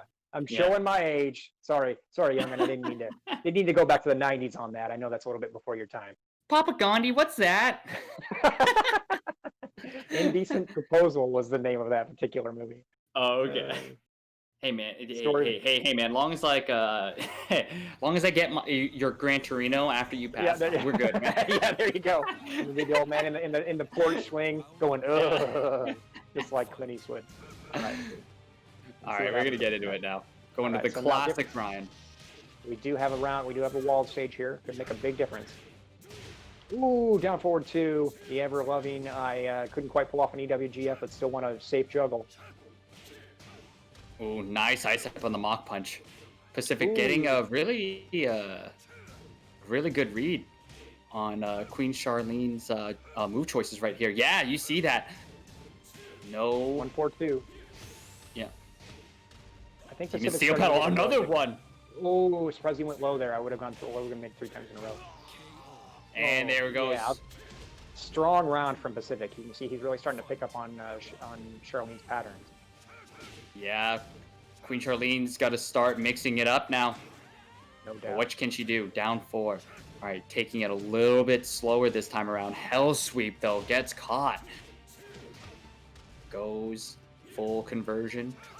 Charlene did a good job of reading those hell sweeps in the first game. She should continue. I don't know if he's mixing it up a little bit more. Oh, at the wall. Let's see if she can press her advantage. Yeah. Oh no, but a counter hit. Pacific able to get his turn back. But the wall pressure though.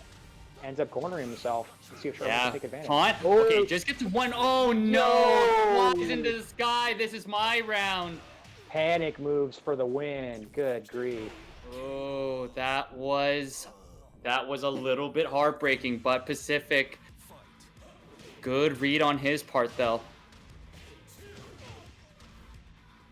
Again, some strong wall carries from Pacific, and now she's in the corner. That's going to be tough to get out of there. About Still in the 50%. corner. Oh my god, dominant rounds for Pacific right here. Yeah. What can Queen Charlene do? She's not out of it yet. She's just right outside of red. She has the wall pressure, hatchet kick, Brian Boogie, another one. Sidestep, nice duck though. Oh, try to go for the back too. Pacific trying to fight back. He wants to close this out. And he's going to 3 rounds straight. Yeah, big adjustment from Pacific on that. What a difference a walled stage and a character with a juggling hell sweep can do. Yeah. Good adaptation, good character change for Pacific. He's gonna be waiting on the winner of K-Dog versus UFC Youngboy. Shout outs to Charlene for having the matches of the night. Amazingly strong performances from her. Come on back, please. We can use you for these amazing matches at any point.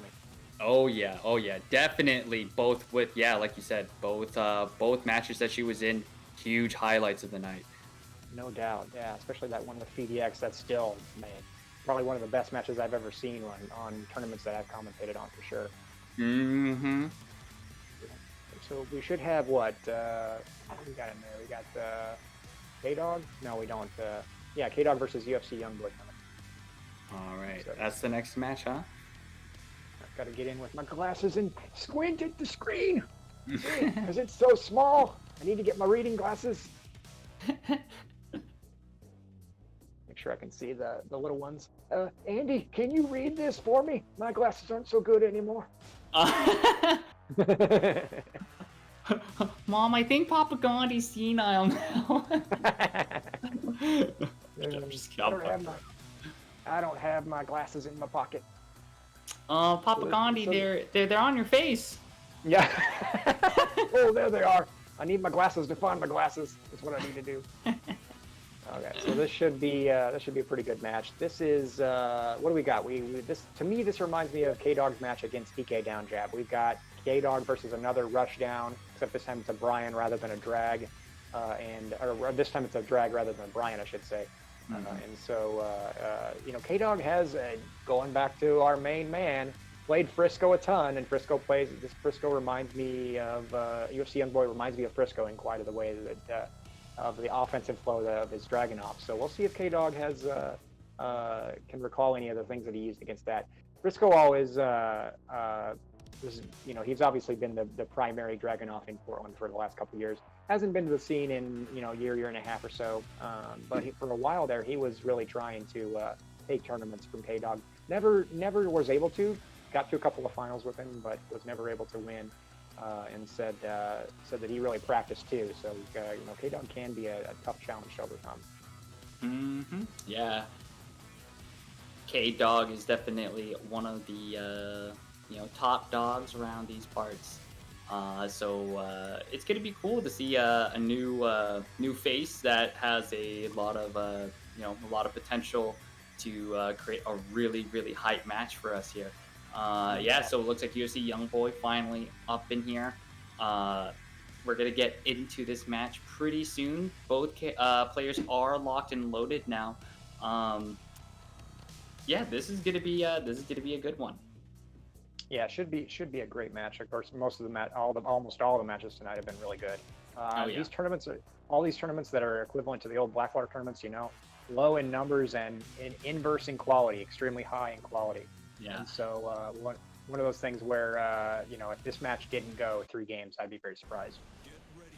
Yeah, and let's see what's gonna happen here. K Dog versus UFC Youngboy. Now, I want to know who his favorite UFC fighter is. No doubt. He seems like he likes. I think he's a new cat. I think he might like someone like Sean O'Malley or something. Yeah, I'd be curious to see. Let's see if he makes a comment in the Twitch chat or something. Tells us who his favorite UFC fighter is.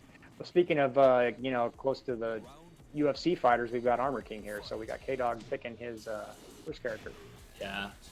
See if he has some kind of advantage or reads some kind of advantage. K Dog K Dog traditionally picks AK because Armor King has always been his favorite character.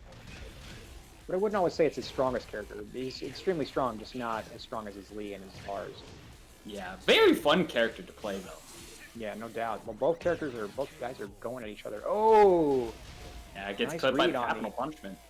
Yeah, no doubt. That move is extremely linear, so you got to be pretty confident to use it. Yeah, slide. Down forward one. Armor King getting chipped away here. UFC Youngboy, Nice wow, finishes the string. Yeah, gets stuck and good reflexes on that too. Yeah, and gets a full conversion. Oh, ooh. Nice, the Shining Black to finish it out. Yeah, this Armor King is looking real good. Looking strong, yeah. Looks like it was definitely the right pick. Nice, small punishes, but really adding up.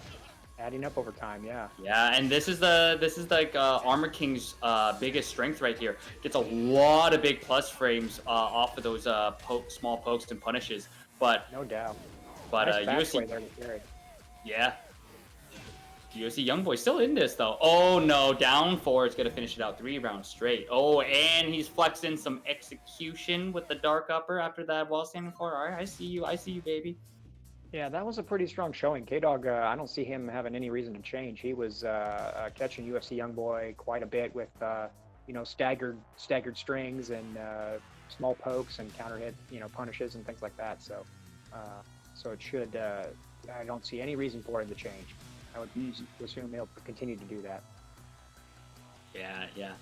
UFC Youngboy looks like he was struggling a little bit to establish any of that offense that he's been doing these past 2 tournaments. Usually he likes to come out swinging, come out the gate swinging, tries to do those instant running 2s and really confusing strings for a good amount of players. But I mean, K-Dog has a ton of, like I mentioned, experience against Dragunov just from Frisco, So, the UFC Youngboy plays at a very similar level. He might be a little bit more crazy, if that's even possible, than Frisco was as far as Dragunov goes. So let's see if he can alter it or somehow manage to go over the top with his normal playstyle in this particular match. Yeah, and game 2 going to the arena. How appropriate. No doubt. UFC Youngboy going into the octagon. Yeah, and this is the only place where King's intro makes sense. The one where he's got his Yeah. belt, where he's looking up and then he got his hand up and looking around. Wait, how'd Let's you see move if the Armor. turnbuckle into the middle of the stage? What the hell? Yeah. Oh, nice break though. Down 2. Right. Oh, checks him with the knee. You Down see, 4 point. K-Dog really, waiting for his punishes and then also using pokes, really making a big difference in life on that. Taking this, Yeah, chipping away. nice. Yeah, nice conversion. Oh, kick this motherfucker in the face and finish him off. Armor King has some of the swaggiest throws in the whole game, This character just oozes flavor. no doubt. That's why he came out, season 1 or I think it was season 2 or whatever. Mhm. Easily, jumped up to top 3 as far as popularity. So, ooh. Oh, hits him in the jaya. Yeah, you can see K-Dog just picking his spots, and he's getting away with shining blacks too. So Oh yeah. my god, absolute annihilation in this Yeah. octagon right now for Kenny. that backspring series is very hard to deal with if you don't know, because there's several different options out of it. And generally, if he does, certain options, he's pretty safe. Oh, Nice wow, punishment on what him. a punish, yeah. Yeah. And take him to the wall. Blackjack combo, no, goes for the Oh. foot stomps instead. Trying to jump on his couch. Okay. Oh, the giant he's dead. swing. He's That's dead. gonna be the game. Yeah, and even if he teched it, he would have been dead. And that is can't that tech- 6-piece? That's a That was 6-piece. 6-piece. Oh That my was- that god, was he a- got yeah. the Double Jollibee no-round bucket. Brown, yeah. You got the Jollibee bucket on the house. No doubt, yeah. So K-Dog definitely showed his familiarity with drag there, and also really strong ability to choose moves that would constantly interrupt UFC Youngboy. You saw that pretty convincingly there. One of those things where UFC Youngboy, did he ever get any sort of real significant offensive flow going? Probably No, not, because whenever he got started, Kenny would interrupt with a jab or a back one, or duck and punish with a high, or duck a high and punish with an uppercut, whatever, all those sorts of things. Yeah. Good stuff though for UFC Youngboy. Hopefully we see him again. No doubt, makes it far in the tournaments again. Keep on coming back, homie. We appreciate your strong play style with that amazing drive. Yeah, and with that though, we're gonna get into our top 4 in our winner semifinals. We have TK Downjab versus VDX. Oh, all right. The Brian train is still a trucking. All right, we're still moving. There's still coal in the fire. All right, there's still coal in the fire. I've mentioned this before. This Brian could not be more night and day than the previous one. This one's going to be going nuts, and let's see if he recognizes that, throws out some back ones or whatever kind of panic moves he can do. One of the strengths of Fee is he's just not relegated to those 14 frame panic moves like back one. He can backdash twice into engine blade, and it's one of those things where how many Noctises that do that, So if you're getting rushed down with a string doesn't travel as fast as a couple of backdashes, and next thing you know, you're eating a huge launcher to half wide at the wall. We're gonna see how TK Downjab deals with it though. And we're gonna take it to Mishima Dojo, and of course TK Downjab sticking it out with the Brian. Yes, that's my guy right there. That's my guy. Now you said you played TK Downjab too, right? Couple of times. What other characters does he use beyond Brian? So the main thing is his geese. That is the main other person I would say that you really got to be careful for. Especially, like TK Downjab has really good execution. So if he, if you get hit by his geese, he really makes you pay for it.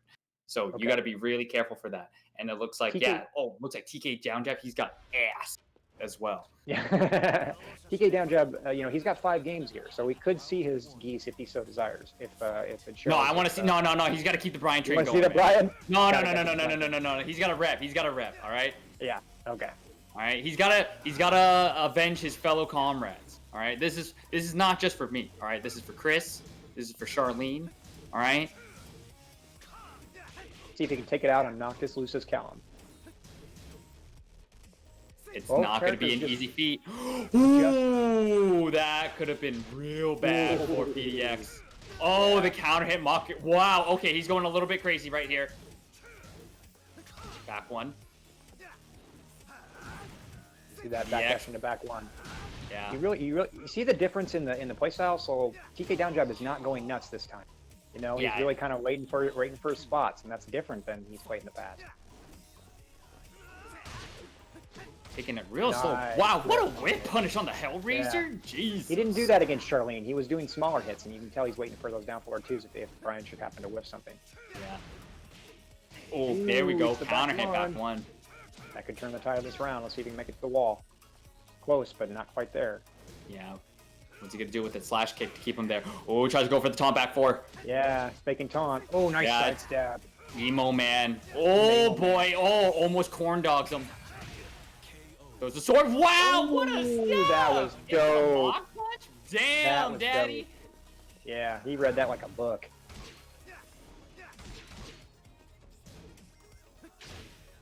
You can really tell TK down jab is measuring his offense. He's not going crazy like he was before. Yeah, like you mentioned, really picking his shots, really slowing it down. Oh no, but he man. doesn't get the full conversion. Unfortunately, drops. What a weird scenario. And Yeah. VDX able to capitalize on that, taking the round 2. Oof. Props to know that that back turn string would lead to an easy juggle off the wall, standing 2-2 of Noctis. Yeah. At the wall, let's see if he can pressure. He's got the opportunity to do that. No, lets him get out with a sidestep. Yeah, and I Oh. love the way VDX moves, able to shimmy out of the corner and reverse the wall situation for himself. You can Oh, see he's wow. back You dashing can't into whip punish on this again. guy. You can't whip Right. on him. Yeah, You got to his be backdash so game is- careful. Backdash game is so strong. He's just waiting for TK down jab to throw out a series and then backdash and punish. Yeah, and the mids or the down spear, you got to be so careful. He wins these. Can he make another comeback? Throws a sword, spins the blue stuff. Wall pressure now. Back one to get out of it. Another blue back one. Orbital heal. He's going to keep going. 1-4 to finish it out. Props to TK TK down down jab for stays. taking that round. That was strong. Yeah. This is another player who has Moxie. That's one characteristic when you have to, when you're playing Brian, you cannot back down. You cannot be easily startled. You gotta keep your head high. Nice. Read the low or read the move that ended up interrupting. God, wall Out comes pressure the here spear for at the PDX. wall. It's gonna happen, and the emo man to finish it out. The wall pressure was too strong, unfortunately, but that was a good round. That was a good game one for TK down jab. No doubt, TK down jab took the full scope of Noctis's offense and was still able to come out with 2 rounds, and he had a chance of winning that. So it should be a good best of 5 in this next couple of games. Yeah, but yeah. Oh, it is 3 to 5 or 3 out of 5, right? Yeah.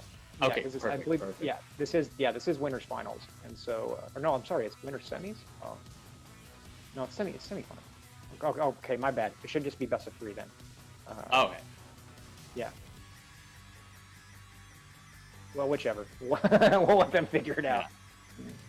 All I know is that we get to see more of this action. So That's good. yeah, You know, if they that's play what more I'm games, I'm all for that. Yeah. So All right. yeah. So, but that being said, though, we are gonna get into our second game. You know, this is this is why PDX is top dog around these parts, man. This dude is no slacker. No doubt, and what most people can just easily pay attention to is how he constantly lands those advancing big engine blade type launchers with Noctis. But what you don't see is all the work he does to get to that point. To get to make sure that you whiff strings, and he'll backdash 2 or 3 times in a row, and then wait for you to do something because you think you're in range, and the next thing you know, you're eating half life, like I mentioned, and then emo man at the wall. So. TK down jab really does need to kind of look out for that. In the round where he ate a couple of those options, he still came back to win the round. So you can definitely say that TK down jab is definitely has adversity on his side as far as adjusting to these offensive flows of Noctis. Yeah, and one of Fee's biggest strengths as well is his whip punishment game is on point. You can't miss against this dude. He will make sure you pay for that shit. So I suspect we will see that's the biggest adjustment that the TK down jab is going to do this time. Yeah, and it gives more incentive to play more on the inside instead of the outside. No doubt. All right, here we go. 4-3. Yes, yeah, this is where you want to stay. Duck. Ooh, nice side Oh step. wow. Yep. got out of that with a back turn move. Pretty fortunate. Yeah, I like the way V is using that mid sword move. That one, yeah, I like that. It's safe, and he's able to use it to push towards the balcony. But TK down jab, getting the counter hit back one, trying to get some pressure of his own right here. Playing it cool, still trying to pick his shots. Nice block, no punish though. Oh, gets the counter hit, splats him on the wall. What's gonna happen here? PDX jockeying for position right here, goes for a low, puts him in the red, chipping his way and gets him with the third hit, able to close out game or round one right here. But TK down jab gets the 3+4. Gets more wall pressure for himself. Nice sidestep on the mock punch. Nice sidestep off that back one. Yeah, you can definitely see TK down jab is trying to rely on that back one to make sure that he doesn't get outspaced by Noctis. And if BDX is smart, he may wait for that and throw out a back four or back one or something and catch him on a hit. Yeah, and like, dude, VDX is so good at shimming his way. Like, he's really good at jockeying for position, right? Like, yes, he is so good. He's so good at getting out of the wall and reversing the situation for his opponent. Yeah, shoutouts to TK John Jab, but took that round. Tell me this guy's definitely adjusting his game. Nice sidestep there. He's waiting for those big launchers that are sidestepable, and he's taking advantage of them. Yeah, TK Joundab doing, being very conservative with his punish, just going for the smaller punishes. It's gotta be frustrating eating those two strings because you never know when he's gonna stop it. Yeah. All right, here we go. Spends the blue stuff. Tries to go for the 4-3. A little bit of rice left. No, and that is gonna be round 2 for BDX. Wow, you don't miss. You cannot miss. That was a very oh man, that was not good. You can see already 40% health, but he's fighting back though. Oh, the Hellraiser. Oh, okay, he pays a little bit. Okay, there we go. Push him downstairs. Yes, doesn't screw yet. Uses the Hellraiser. Take him to the wall. No, not quite. Ooh, doesn't hit the third. Oh my god! What a sidewalk for PDX. Wow. That's it. 2. Yeah. Oh. I believe this is winners finals. This is the last match of winners, so they may be playing best of 5. It looks like it was semis. No. That was semis. So, or was it? There's, yeah, this is winners finals. Yeah. Oh, so, it is. So Okay, gotcha. Yeah. This is the last match. This is the last match on winners side. So before the finals. Got so they should play best of 5. Oh, okay. My bad. Yeah. All right. So TK down We does. got one more match. Yeah, he gets one more try at this. He's on his last quarter right here. Yeah, no doubt. So we're seeing him adjusting to Fee's just spacing expertise really. You see him just constantly waiting for TK down jab to just get that urge to hit buttons, and then when he does, he's taking advantage of it just by backdashing out of range and then down 4-2 or forward 2 or rage drive or whatever. He's hit him a couple of times. I'm also really impressed with with Fee's ability to sidestep. Especially that last round when he sidestepped the forward 2, that was crazy. Yeah, Fee's movement, like you've mentioned, is probably one of his biggest strengths. He is very nimble. And in a game where the movement was nerfed from Tekken Tag 2, that makes a huge difference. Oh god, this guy would be a monster in T5. Yeah. So it makes a big difference. There's a reason why all the top players in the world say that the most important part of Tekken is movement. It's not combos, it's not, any of that other stuff, it's movement. That's what it opens up more opportunities than any other game because it's a 3D access. And so he's really showing how to take advantage. Yeah. This is going to be game 3. Let's see if TK Joundjab can use his ass to his advantage here. Against the House of Slytherin wearing all black, come on. Yeah. All right, here we go. Game 3. Back to the that's a good way to start it. That is a good way. Yeah, he won the duel at the start of the round. Nice. Back 4. Oh, he tries to go for the mock punch follow up there. Oh. Is that back one eating that back one? Both these characters have really strong back ones. No doubt. Yeah, and PDX able to tie up the life lead here, but no throw break and slashes his way to round one. Hatchet kick, counter hit, nice follow up. Nice. Tries to go for another one, tries to catch him rolling. Counter hit back one. You can definitely tell the difference in knowledge of Noctis moves when it comes from Queen Charlene versus TK down jab. He's not ducking the high strings that Charlene was. Might be a little bit more unfamiliar with the Noctis matchup, but he's getting the pressure now. All these back ones into the hatchet kick. Tries to go for the throw. I think that was a mistake. That might have been a taunt, but now it's anyone's game right here. Mock punch. There we go. Good choice there to use that at that point. Yeah, might have trying to get the read. Okay. Oh, just a small punish this time. Just a small punish. It's still good. It's still good. Requiem. Okay. Wow. Whoa. There we go. Okay. What a good, nice round. The perfect. There's his roadmap for moving forward. Interrupt and get him to the wall. Yeah. Power crush him to death. Yeah, very good sequence by TK down jab. Oh no, but he gets launched and taken to the wall. He gets about 40% right here. Stays down, doesn't want to get hit by that shield. Trying to fight back now. Back one, mock kick. Tries to dick jab him. PDX though, wants him back into the corner. Tries to, oh, nice sidewalk. Gets a little bit, nice. Do not whiff on this, man. Now you are really going to pay for it. Now I'm going to make you pay for your tournament life right here. Oh, no, I'm just kidding. No, I'm not. I had a moment of hope there, but it wasn't to be. Okay, we're downstairs now. Ooh, you see another one of those options where he could have launched. Yeah, might not be familiar with it. He does get a little bit of something that is not a terrible punish. For those that don't know, that down forward two of Noctis is, believe it or not, minus 20. You can launch it. So TK down jab on the last. Oh my God, risky stuff. Ooh, what the heck? Side step. I'm not sure. Oh, he didn't commit to it though. He didn't commit. He didn't commit. He didn't believe in it. Oh, oh, that could have been bad. Oh, no throw break. Yeah.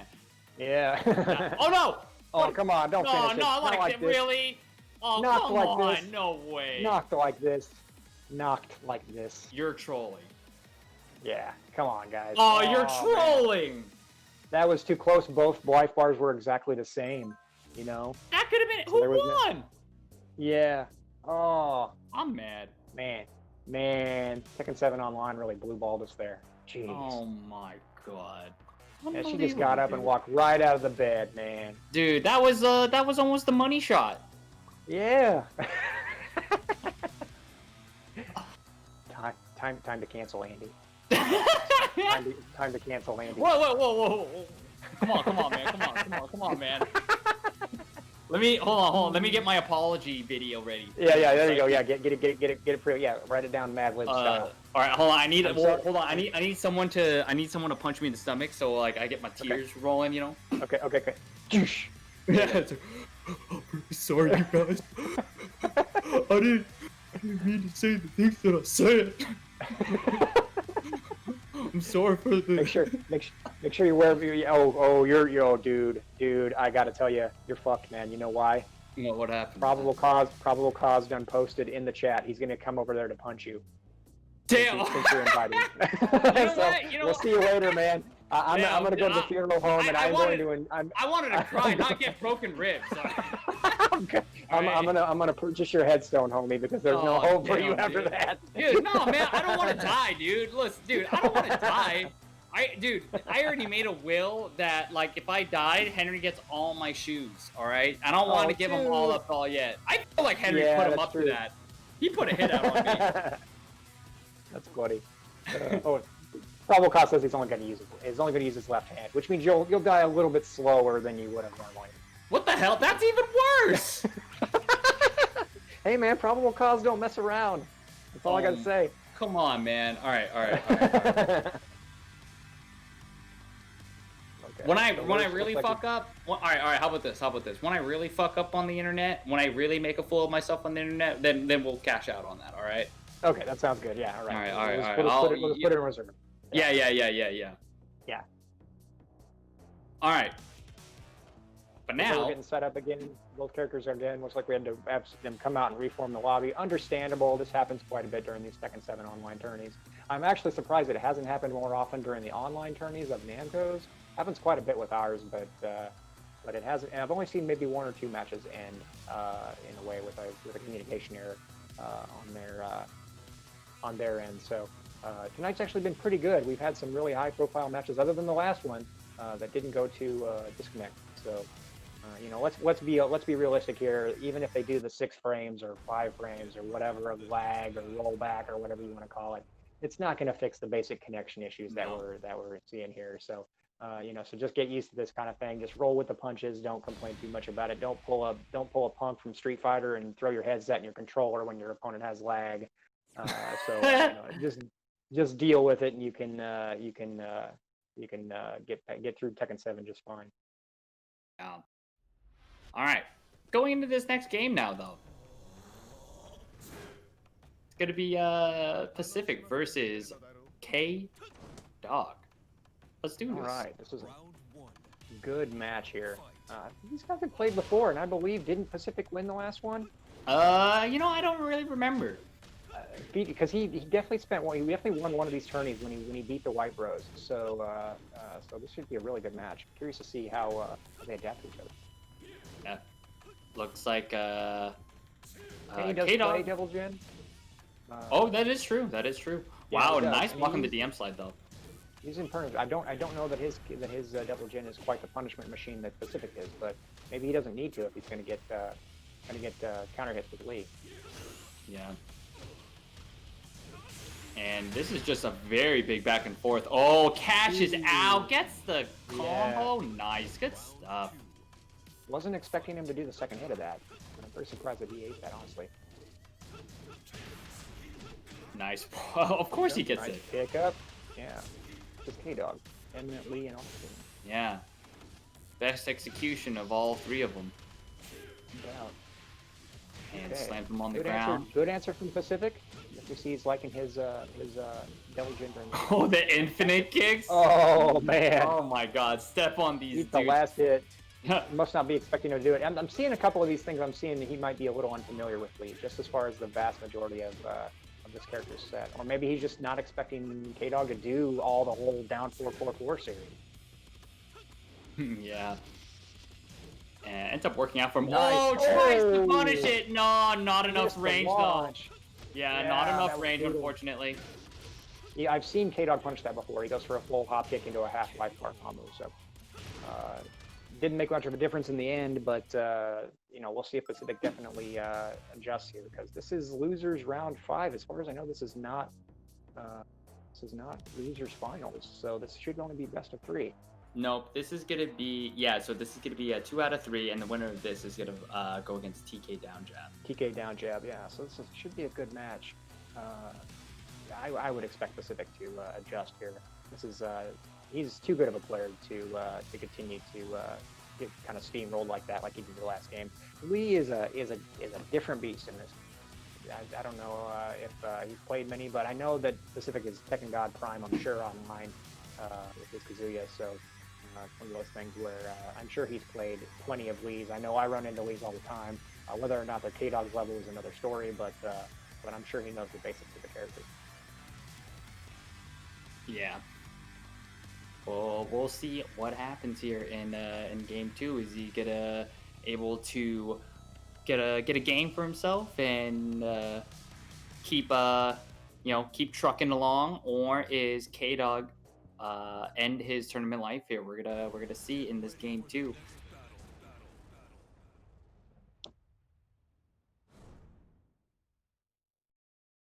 Yeah, we are getting down to the finals of this tournament. We have two or three more matches left, or 2 or 3 more rounds left. Yeah. I think we made pretty good time. You know, it's all pretty good time on it. It's still young. 2.5 hours.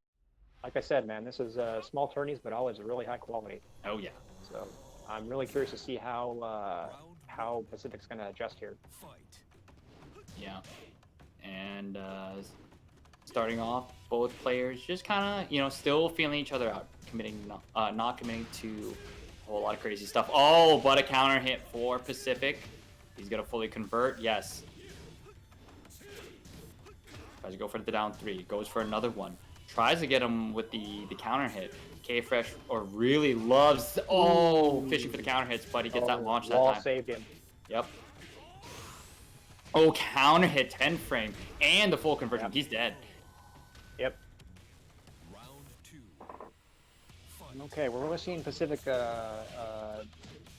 needing some pretty standard lead counter hit stuff here. Nice back 4. Okay, let's see if we can get him to wall. No, finishes the last half of the juggle, or didn't finish the last half of the juggle.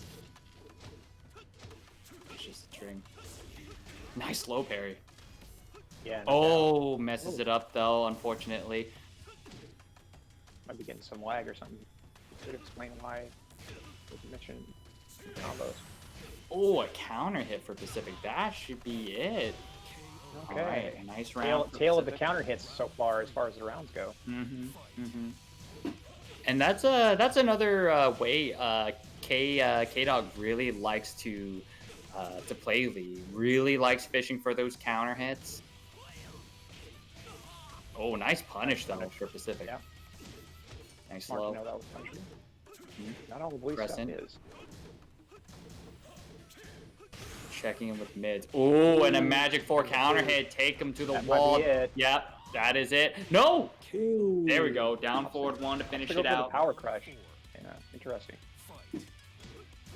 Can Pacific stay in this tournament though? He's got to win 2 more rounds. K-Fresh on the cusp. Oh, Down 4-2. Okay, let's see if he can carry him to the wall. That's going to make a huge difference.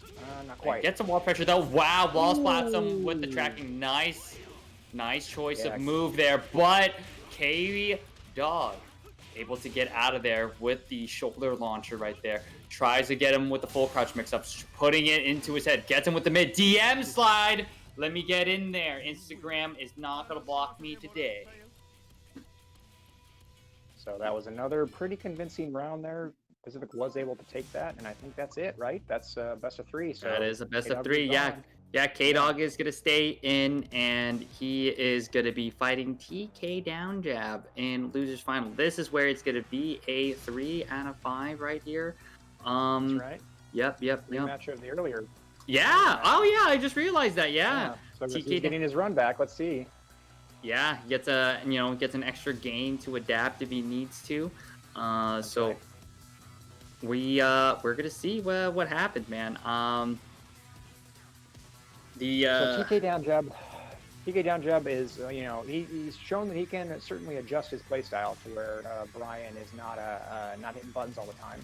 But the last time that was how he beat K-Dog, so I would expect him to continue doing that even after K-Dog was using Lee. So it's one of those things where we'll see if K-Dog can somehow find that magical combination of moves to take TK Down Jab's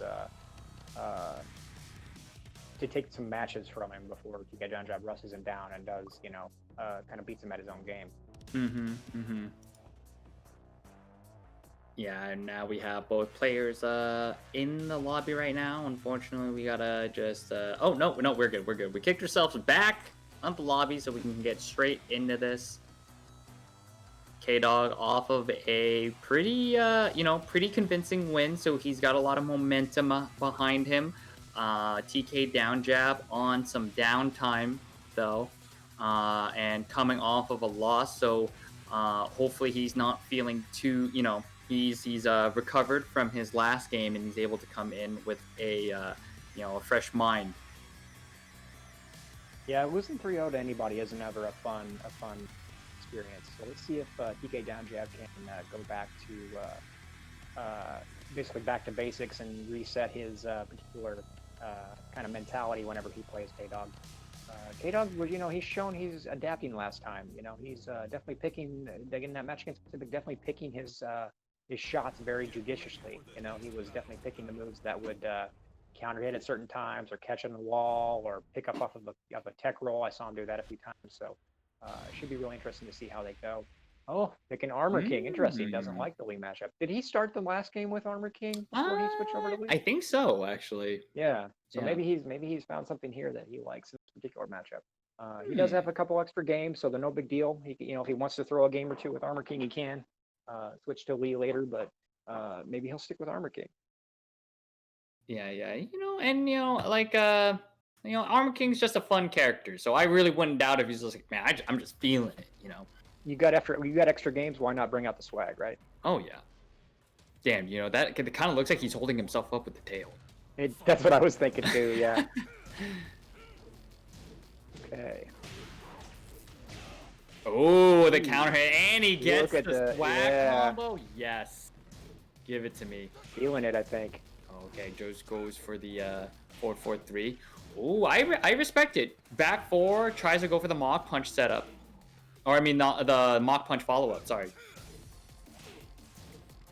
Now, see, this is spots where Armor King's kind of inferior lows kind of hurt him a little bit because he could have done a low at the wall there just to kind of throw something off, but he didn't. He tried to throw instead, and it didn't work out. Yeah, and So, TK down jab able to finish it off with the wheel kick. Nice punishment. Yeah, and the thing is too is that TK down jab has very solid defense that you can see throughout this tournament, and very aware of throw breaks, which is something that you really gotta utilize in Armor King's kit. no doubt, yeah, he's not gonna be able to get away with some throws like he did against UFC YoungBoy. You can definitely tell K Dog is gonna have to be a little bit more judicious about which moves he uses. Yeah, I but that wonder if was a he's gonna use really that. What if he's gonna use that rage drive of Armor Kings to see if he can get some throws in? yeah. He's sitting in rage right now. Let's see if TK down jab has the sense of the wherewithal to know when to duck. Yeah, pretty hard rage drive to use. Very niche, but looks like we're not going to see it. He's going to finish it up with the down four. Yeah, just poking him to death. Mm-hmm. And a low poke for... Wow, a sidestep dark upper, but no follow-up. That was kind of sick, though. Hellraiser. Ooh. Yeah, prettiest move in the game as far as counter hit goes. You like that move? Yeah, it's great. It's been great since Tekken 3, dude. Oh, dang. Really? Is that old of a move? I didn't know. Yeah, he had the move. I don't know if it looked exactly the same, but it was pretty similar. Papa It's been- Gandhi, it's can you been tell a- me the story of Hellraiser? It's been wrecking people for 20 years, man. Nice giant swing. Okay, so K-Dog took that last one with a giant swing out of nowhere. Definitely surprised him. Ooh. And a wait, big TK down counter ends hit. up- Yeah, he's at the wall now. Ooh, immense pressure for TK down jab. Wow, a dominating round. Perfect. Yeah, wall made all the difference there. This is battle of the first hits, really. First juggles. Punches him in the jaw. Oh my goodness. See you at the wall, Armor King. Let's see if we can get out of this. Bam, bam. The taunt. There you go. Taunt 2-1-4. Wow. Ooh. And the execution's coming out for TK down jab right here. And he finishes it out with a 1-2-3. Yeah, the good old classic. Really put in his damage at the wall. So that was I think that's a good indication of how if TK down jab wants to take this, that's what he's gonna have to do to win. We'll see if now the real question is, will K-Dog change over to Lee or if he's gonna stick with Armor King? Yeah. I wonder. Because Lee does it. He's got certain lows, but it's really that down 4, down 3. I think it's down 3. It's just crazy good. And so he could use that. He uses that at the wall quite a bit, just to kind of flummox and confuse his opponent. But it would not surprise me if he sticks with Armor King. It seems like he was getting pretty comfortable with him. I think I like the Armor King pick against Brian.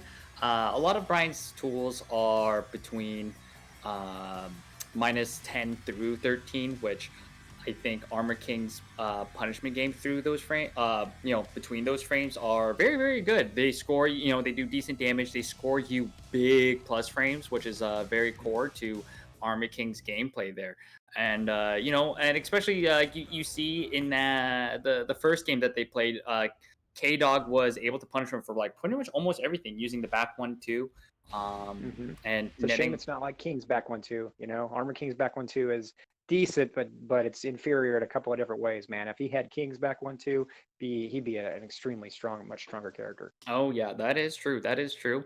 But it definitely does have its strengths as well. You know, like I Sure. mentioned before, it does net you some pretty Yo, decent Brian plus going to strength. the club. Oh yes, balls in the club. Ooh, it's Oh. 4-3 to. Ooh, and he goes with the sway cancel combo. That was tight. Yo, this opening start has been wacky. Seeing some strings here you don't normally see. Yeah. Tried to punish the dark upper, but I think it's only -10. Hard to punish if you don't know. Yeah. Machine gun punches, trying to push him to the wall right here. I mean, Both players. you see them doing those that down back four. He has to do that because his lows just aren't that strong. So if he wants to do nice hop kick, so if he wants to try to establish some kind of mid-low game, he's gonna have to use that move. Mm-hmm. Yeah, a little bit scary though for Armor King. Like you did say, the lows are pretty weak for him. And is it really is it a good risk to potentially get orbitally healed or something even worse? But he gets punch parry. Wow, that was sick. Yeah, that was dope. You hardly ever see that. Nice Yeah, option. and there it Oh, is. There Yeah. it is. It makes its appearance. Oh, and wow, Ooh. nice defense from Yeah. TK down jab and finishes it off Giant with swing off a crouch jab. Crouch dash isn't always easy to escape. yeah. Good defense. Yeah, slash kick though. Dark upper. Hell Racer snipes him out of the air. Yo, that screws too. Man, what a good move. Oh yeah, oh yeah. It's an excellent move. The only thing is that it's a Yeah. high. Right. Yeah. Oh, goes Oh, for the swag okay, combo. now No, let's unfortunate. Yeah, It is a Another- little another- inconsistent. it is. Yeah, tough to land that in 100% of the time. Did he get him? Really? No way. Oh Yeah. my god, just enough cash. Super armor, baby. Man, Bow. brushes off that rage art. Nice, nice. Yeah, All right. good. Nice punish on the dark upper. Back Yeah, one. starting- Trying to get. starting- Oh, Ooh. gets the counter hit. Oh no, he messes up the combo though. Okay, Fresh able to fight back though, but TK down dab has a slight life lead. Nice. K Dog trying to get his turn back. Wow, this is so even, so back and forth. Both players in the red. Did he get him again? Oh Yes, my he got him god! again. Again? Wow. Okay, K-Dog takes the second game. Wow, wow, wow, wow, wow, wow. Bam. 2-1. Oh my god. Those They knew they rage were arts are- slugging. Yeah. You knew he yeah, was he read slugging. it like a book. Yeah. Both times got him on that. Took 2 rounds on those rage arts. So it's welcome, as my friend PFN would say, Tekken 7, everybody. Yep. You know, That- I hope, like, you know, moving on, like, I want to see, like, I think it'd be cool to have more, like have a choice between 2 different versions of blue stuff or something, or like you choose, you know, do you want a rage art or do you want your blue stuff instead of both of them? Right. I think that would be Yeah, kind of cool. I mean, that's how I would have preferred to begin with. Yeah. You know, because personally, when I still played King, I hated his rage art. Yeah. Because King has probably among the most notations of he's probably got the most moves of any, you know, the longest move list of any character in the game. Mhm. And he's got, you know, down. I think his rage art is down forward 1+2. Mhm. And he's got a down forward 1-2 move. He's got a down forward 2-1 move. And you have no idea how many times I ended up getting one of those, getting the rage art instead of getting one of those strings. Oh. And if I mhm. do, if I like, I've lost matches from it, and it used to aggravate the living daylights out of me. And it was one of those things where I would have loved to be able to just turn off his rage art if I could. You know, Yeah. because it was only useful in really specific situations. And whereas his rage drive is full of utility and can be used all the time. You know, it's one of those things where I would love to have the option of that. And I think honestly, you know, Tekken 7 does suffer just a teeny tiny bit as the season go on of them throwing everything in the kitchen sink into the meta. You know, It Yeah. was like not only rage drives and rage arts, but then we got wall bounces and all these other things. And you know, Fakumram's got wall splats and, you know, unblockable strings and things like that. So Yeah. Lots of crazy stuff happening in this game. And we'll see if we see any of that crazy stuff in this next game right here. No doubt. So we've got both characters just kind of poking away, but this K-Dog is able to take the match. Ooh, good answer there.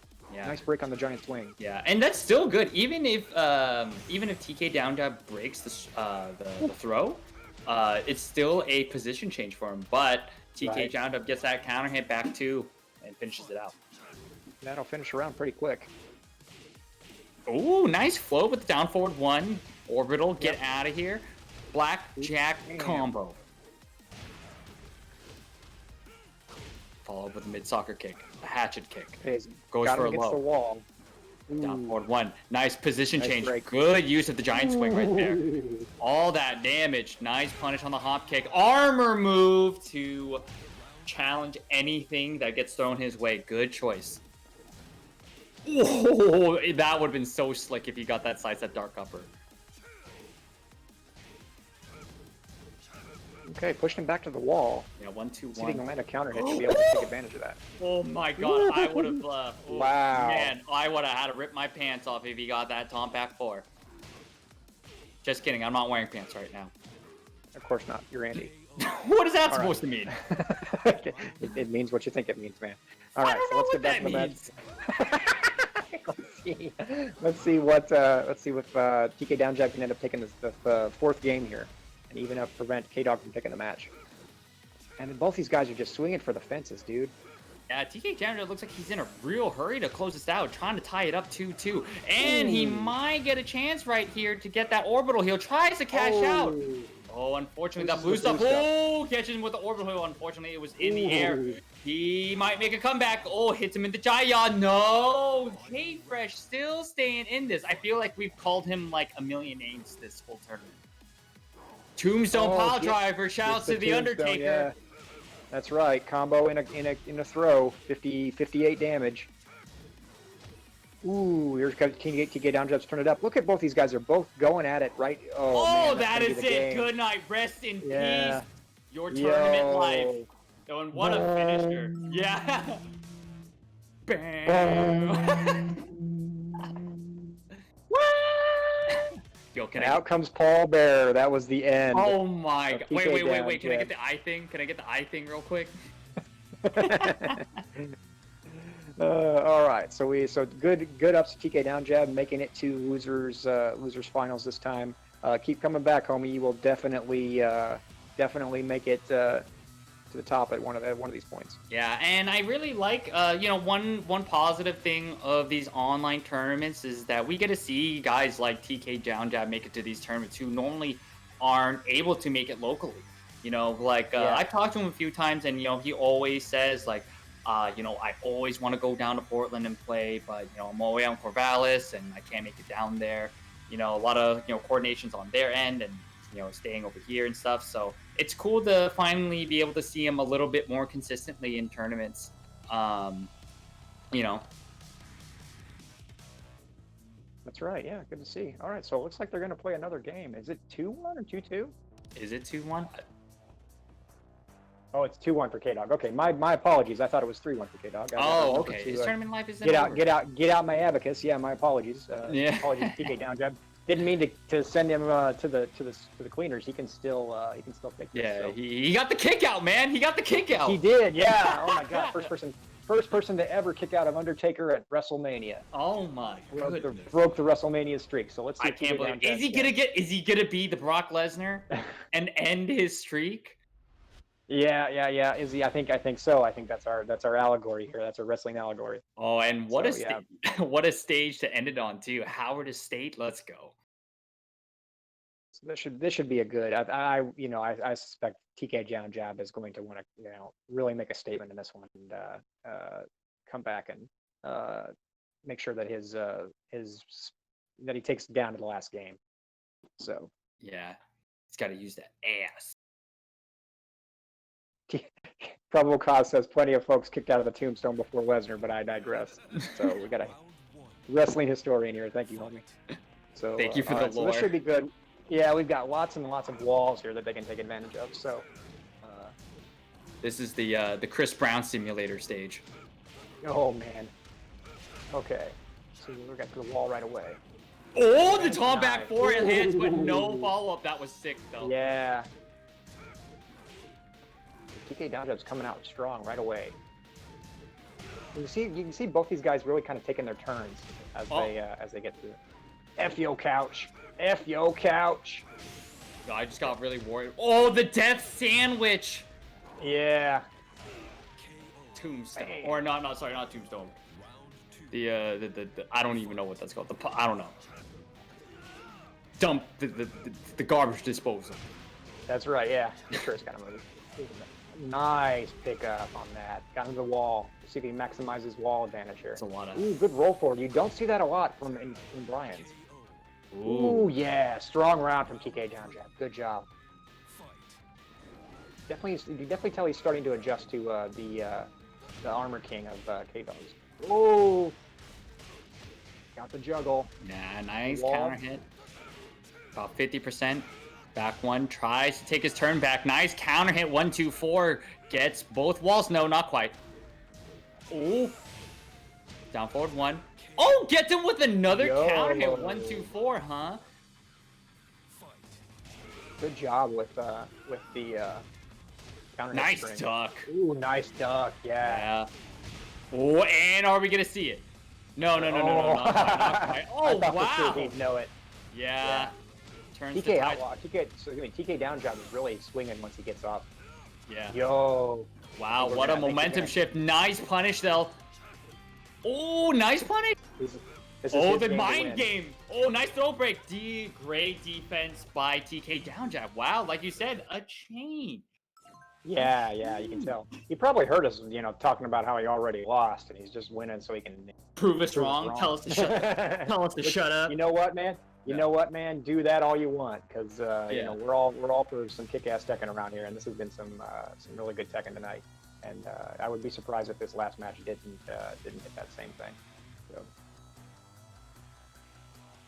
Yeah, we are going to take it to the last game of this losers finals, man. This is gonna be the. We still have the finals after this one. Jeez. I know, right? I know. Yeah. And the thing is, the second tournament in a row has been really good. Yeah, and if TK Down wins this, he gets the run back on doubt. B, which is gonna be pretty stellar. Got a chance to win some games in the finals, which would be a great statement just to make against DDX. Oh yeah. It's definitely good that there is a good amount of people who can still challenge him. No doubt, yeah. DDX never has easy matches here. It's always he's always challenged by. I mean, I'd say he's currently king of the hill right now as far as Portland goes. Oh yeah, definitely. Minus outside people coming in NorCal or whatever, Seattle or whatever. Yeah. It's certainly the most well known after the tournament this weekend. So let's see if one of these guys can take the final game and get to play him in the finals. Yeah, we're gonna see what's gonna happen. It's gonna be TK Down Jab's ass versus K Dog's ab, his singular ab. Ba? No, it's his bad. Oh. Dude, you know that his dad? Dude, you know ba in Vietnamese is dad. Okay. All right. So it's TK Down Jab's ass versus K Dog's dad. All right. This Vietnamese should be. dad. Oh, caught him. Wow. Yeah. Yeah, orbital heel out the gate. K-Dog changing over to his Lee. Goes for a taunt setup. Oh, the counter hit. Take him. Oh, let's go. Yeah. Hard stuff. Yeah, he's got great wall carry. Ooh. Nice. Caught him with the mix-up. That's always one of Lee's strengths. Classic Lee material. Oh my God, Hellraiser. There we go. Who you calling Pinhead? Oh, tries to go for the taunt back four. He's been trying it all game. Both these guys' games are so strong. Whenever one of them gets a big life lead, the end is round is typically over. Just case in point. Nice duck there. Good punish. Tries to get him with another orbital heal. K-Dog. Taking his time. Pushes him to the wall. 1-2-4 counter hit. Oh, and another wall standing 3 counter hit. He's going to be pretty decent damage. And the Requiem doesn't get the wall bounce though. A little bit too far. Tries to get him with the wheel kick. No, not going to happen. Oh, and tries to get him with the taunt. Oh, that was majorly that was crazy. offensive. Yeah. Yeah, that was wacky. Okay. I don't even know what down happened. jab on the midst of winning this. See if he can finish it. Or K-Dog can come back. Yeah. Oh, try it again with the orbital, but gets clipped in the air. Checking in with the mid. Oh no, the vacuum cleaner orbital heal, and we're gonna go downstairs. Yup. Going downstairs. Orbital heal to down 4. Oh, okay. Tries to go for the. Oh, nuh-uh. Uh-oh. Uh-oh. Is this gonna make it to the wall? Oh no, he doesn't even need it. Oh, clutch by K-Dog. Man, what matches tonight? Good grief. Yeah, a lot of them just going to the edge. Ooh, doesn't get the magic 4 combo on that. Misses Yeah, the, tries to go. Oh my god. Ooh. Orbital heal. The bane of a lot of people's existence. Tries to go for the machine gun punch. Back 1. What's gonna happen? Oh, this is Oh boy. Oh, the counter hit. No, he missed it. No, no, the I think he's boss gonna miss. No. Oh my god. Oh no, parry. Oh, what? Is he gonna finish this? Oh my god, what a comeback. 1 grain of rice, that is all he needed. Holy K-Dog crap. is gonna move on, but unfortunately, TK down jab doesn't roll out of the pin this time. That is gonna be it for him, but hey, good stuff from him. He stuck it out all the way out to the bitter end. Good stuff, good stuff. Absolutely amazing match, and that might be low parry of the freaking decade. Oh my god, challenging VDX for the king of low parries. No doubt, having the audacity to even try one at that point in the match, you know. Man, that I don't know. We might have a tie for best match of the night. Good grief, that was amazing. Yeah, that one. Shout out to TK down jab. I can't do anything but continue to be hungry after that. Oh yeah, oh yeah. We'll see you the next time, because we'll be having these things every 2 weeks or so. And this one's a little earlier than last time, but Friday after next we should be good. Yeah, that was definitely a good one. And now we're going to move on to our grand finals here. It's going to be K-Dog coming from Losers versus VDX. These guys are no strangers to each other. These guys have played each other multiple times in tournament. And it's always, it's always the same thing. It's always a huge back and forth. Who's going to adapt to who faster? Who's going to do, who can be more clutch? No doubt, and if Kenny continues streak, we could have 6 games, or we could have 10 games. Yeah. Both characters are. We'll see you here tomorrow at 4 o'clock in the morning. Yeah, and yeah. Last time these two played, if I remember correctly, FDX took it pretty decisively. If I remember correctly, it's not to say that these two have had close matches in the past. So, like I said, PDX, I'd consider him to be kind of current top dog. So let's see if K-Dog can take his spot back. I think we're going to see a lot of these guys just kind of poking each other out until they get some kind of sense as to how they're going to play. Yeah, they're not committing to a whole lot right now. Oh, that could have been big. Misses the counter hit Magic 4 combo. But VDX, huge hill decline. But man, I almost called him Yaksa. K-Dog get round 1. Shout outs to Yaksa. Yeah. Oh, what a punish on the blazing kick. Yeah. Very risky of K-Dog. Good awareness to know that move is launch punishable. Yeah. Oh. red stuff. Uh-oh. Oh, come on. No, not like this. Okay. Yo. Oh, boy, what's going to happen? Wow, that was almost highway robbery right there. Yeah. K-Dog stealing the bone right out of his mouth.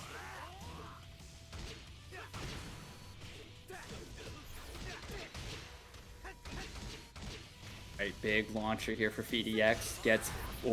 Puts him in the red this time. Nice block, no punish, and a punish back for VDX. Don't think that move is that punishable.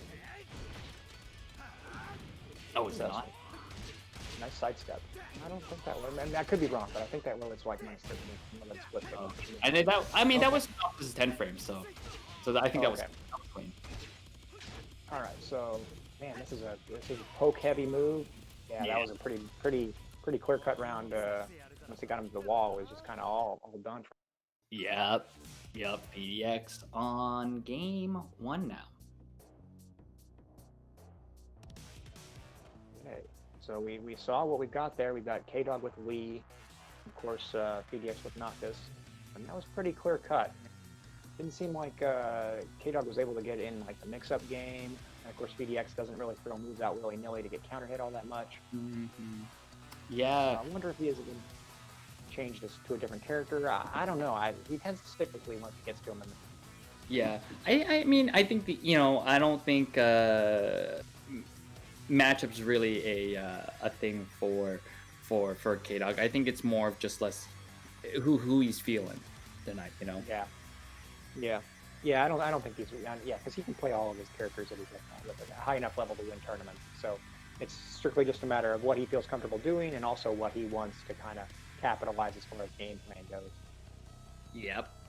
And we're gonna get into this game 2 here. K-Dog. So if I remember, I think the last time these two played in the finals. Again, correct me if I'm wrong, chat, but I think VDX took it in one set, if I'm not mistaken. I don't remember the number, but so we, it continues on like the first game was. This could be a 3-0 or a 3-1, but Kenny's, amazing player, and it would not surprise me if we get Devil Jin. Devil Jin. Okay. Yeah, we mentioned this earlier that K-Dog does play Devil Jin.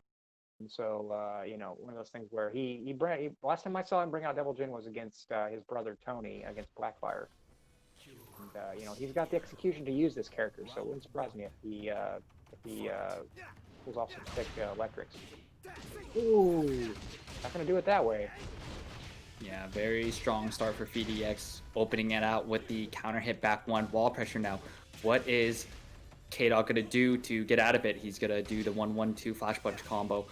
Able to slowly get out of the wall situation. Nice duck on the electric, Jesus. Oh, and the counter hit. All right. Yeah. K-Dog is going to collect. Ooh. No, doesn't. He misses the ender. Nice punish. 1-1. All right, nice flash punch combo. L sweep. Wow, betted it all. Nice stuff. Yeah. The kind of stuff he's gonna have to do. He changed his character's second game, so he must have a game plan. Yeah.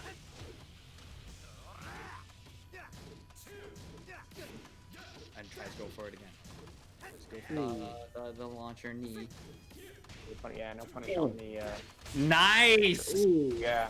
Good defense. Good wherewithal to spot out that hell sweep. Yeah. Oh, and a parry to finish. Got the. Oh my God! Just everything working for VDX right now. Gets many more rounds like that, this won't take very long to finish. So far, it doesn't seem like Fee is too intimidated by K-Dog's Devil Jin. Yeah, no fear in this man's eyes. Yeah, this Devil Jin is not looking like he's able to get anything. Yeah, not really getting to start his game plan. The mix-ups and everything. I think Noctis' moveset is just too strong in the ranges where he can keep Devil Jin out. And once he gets into the wall, it's just been this the whole time. Poking at the wall, never lets him get up. Oh my God! Just like that. Oh my God! Just one combo. One combo is all it took to keep K-Dog at the wall and just just pretty much just kicking him while he's on the ground. Taking him to the wall, keeping him there. You know, it's one of those things where that was such a dominant situation where, you know what I'd do if I was K-Dog after this match was over, or after I'd take Noctis into the lab, and I would find out what my options were there. That seemed extremely strong. You know, just like he could barely move. I think he rolled. I think he tried to get up. Hard to watch your life bar go and disappearing like that. Yeah, man. So VDX now on the on his potential final game to close it out to be the winner of the Battle Lounge bi-monthly tournament. K-Dog has a bit of ways to go, but he's a good tournament player himself. You know, he can turn this around right now. Absolutely. I have no idea who's going to pick this time. Go back to Lee, if he's going to go Lars, Devil Jin, Armor King, no idea. He needs to find something that works because neither of his first two picks made a difference. Both those matches were pretty dominant as far as speed went. Mm-hmm. It is so odd to me to watch Kenny struggle against another player when he has ruled the Portland scene for so long. Okay, here we go. Is Lars. He's trying to find some kind of avenue that he isn't familiar with as far as to see if he can establish his offense a little bit. Yeah, really using his full arsenal here. Yeah, every character that we've seen Kenny use in a tournament, he's used in this tournament. All right, let's see what this Lars can do. Oh no, counter hit back one for VDX. Such strong, man, he's had really strong starts in the rounds, and he's been able to close it out too. Oh, that could have been real bad. Yeah. No, folds him out of the Here air. we go, and the difference with this. Oh, nice. We see the difference in this Lars with past ones. His lows aren't as good. So that, you know, people always talk about the weaknesses of Lars. That's one of them. Yeah, and wow, a sidestep on the jab right there to get almost a full conversion. A little bit of an awkward angle. Wow, he was so ready for that. And he was ready for that too. Wow. Looking tough for K-Dog. His back's against the wall now. Yeah, he's looking a little flustered. Doing very high-risk moves to try to swing back the momentum, but he is able to get a strong start in this round here.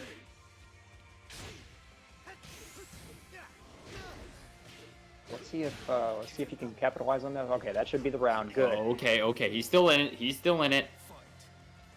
But he's starting to pick some movesets that might work against these playstyles.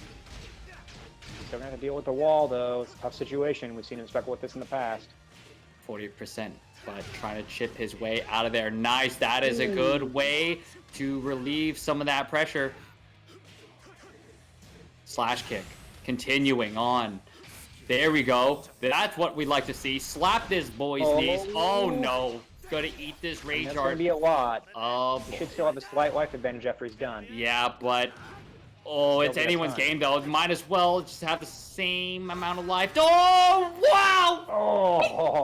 Oh no! He got him by the spike of his hair, and that's gonna be it. Yeah. VDX takes it 3-0. Good job, VDX taking the tournament 3-0. Good job for K-Dog trying just about everything in the kitchen sink to get him finally starting to get some leeway in that last match, but it was too little, too late. Yeah. But hey, I gotta say, man, big shout outs to everybody in the tournament tonight. Mad props to everyone. Crazy matches. One of the best that I can remember. And so, big shout outs to those guys. Keep coming back, man. This is like one of the few,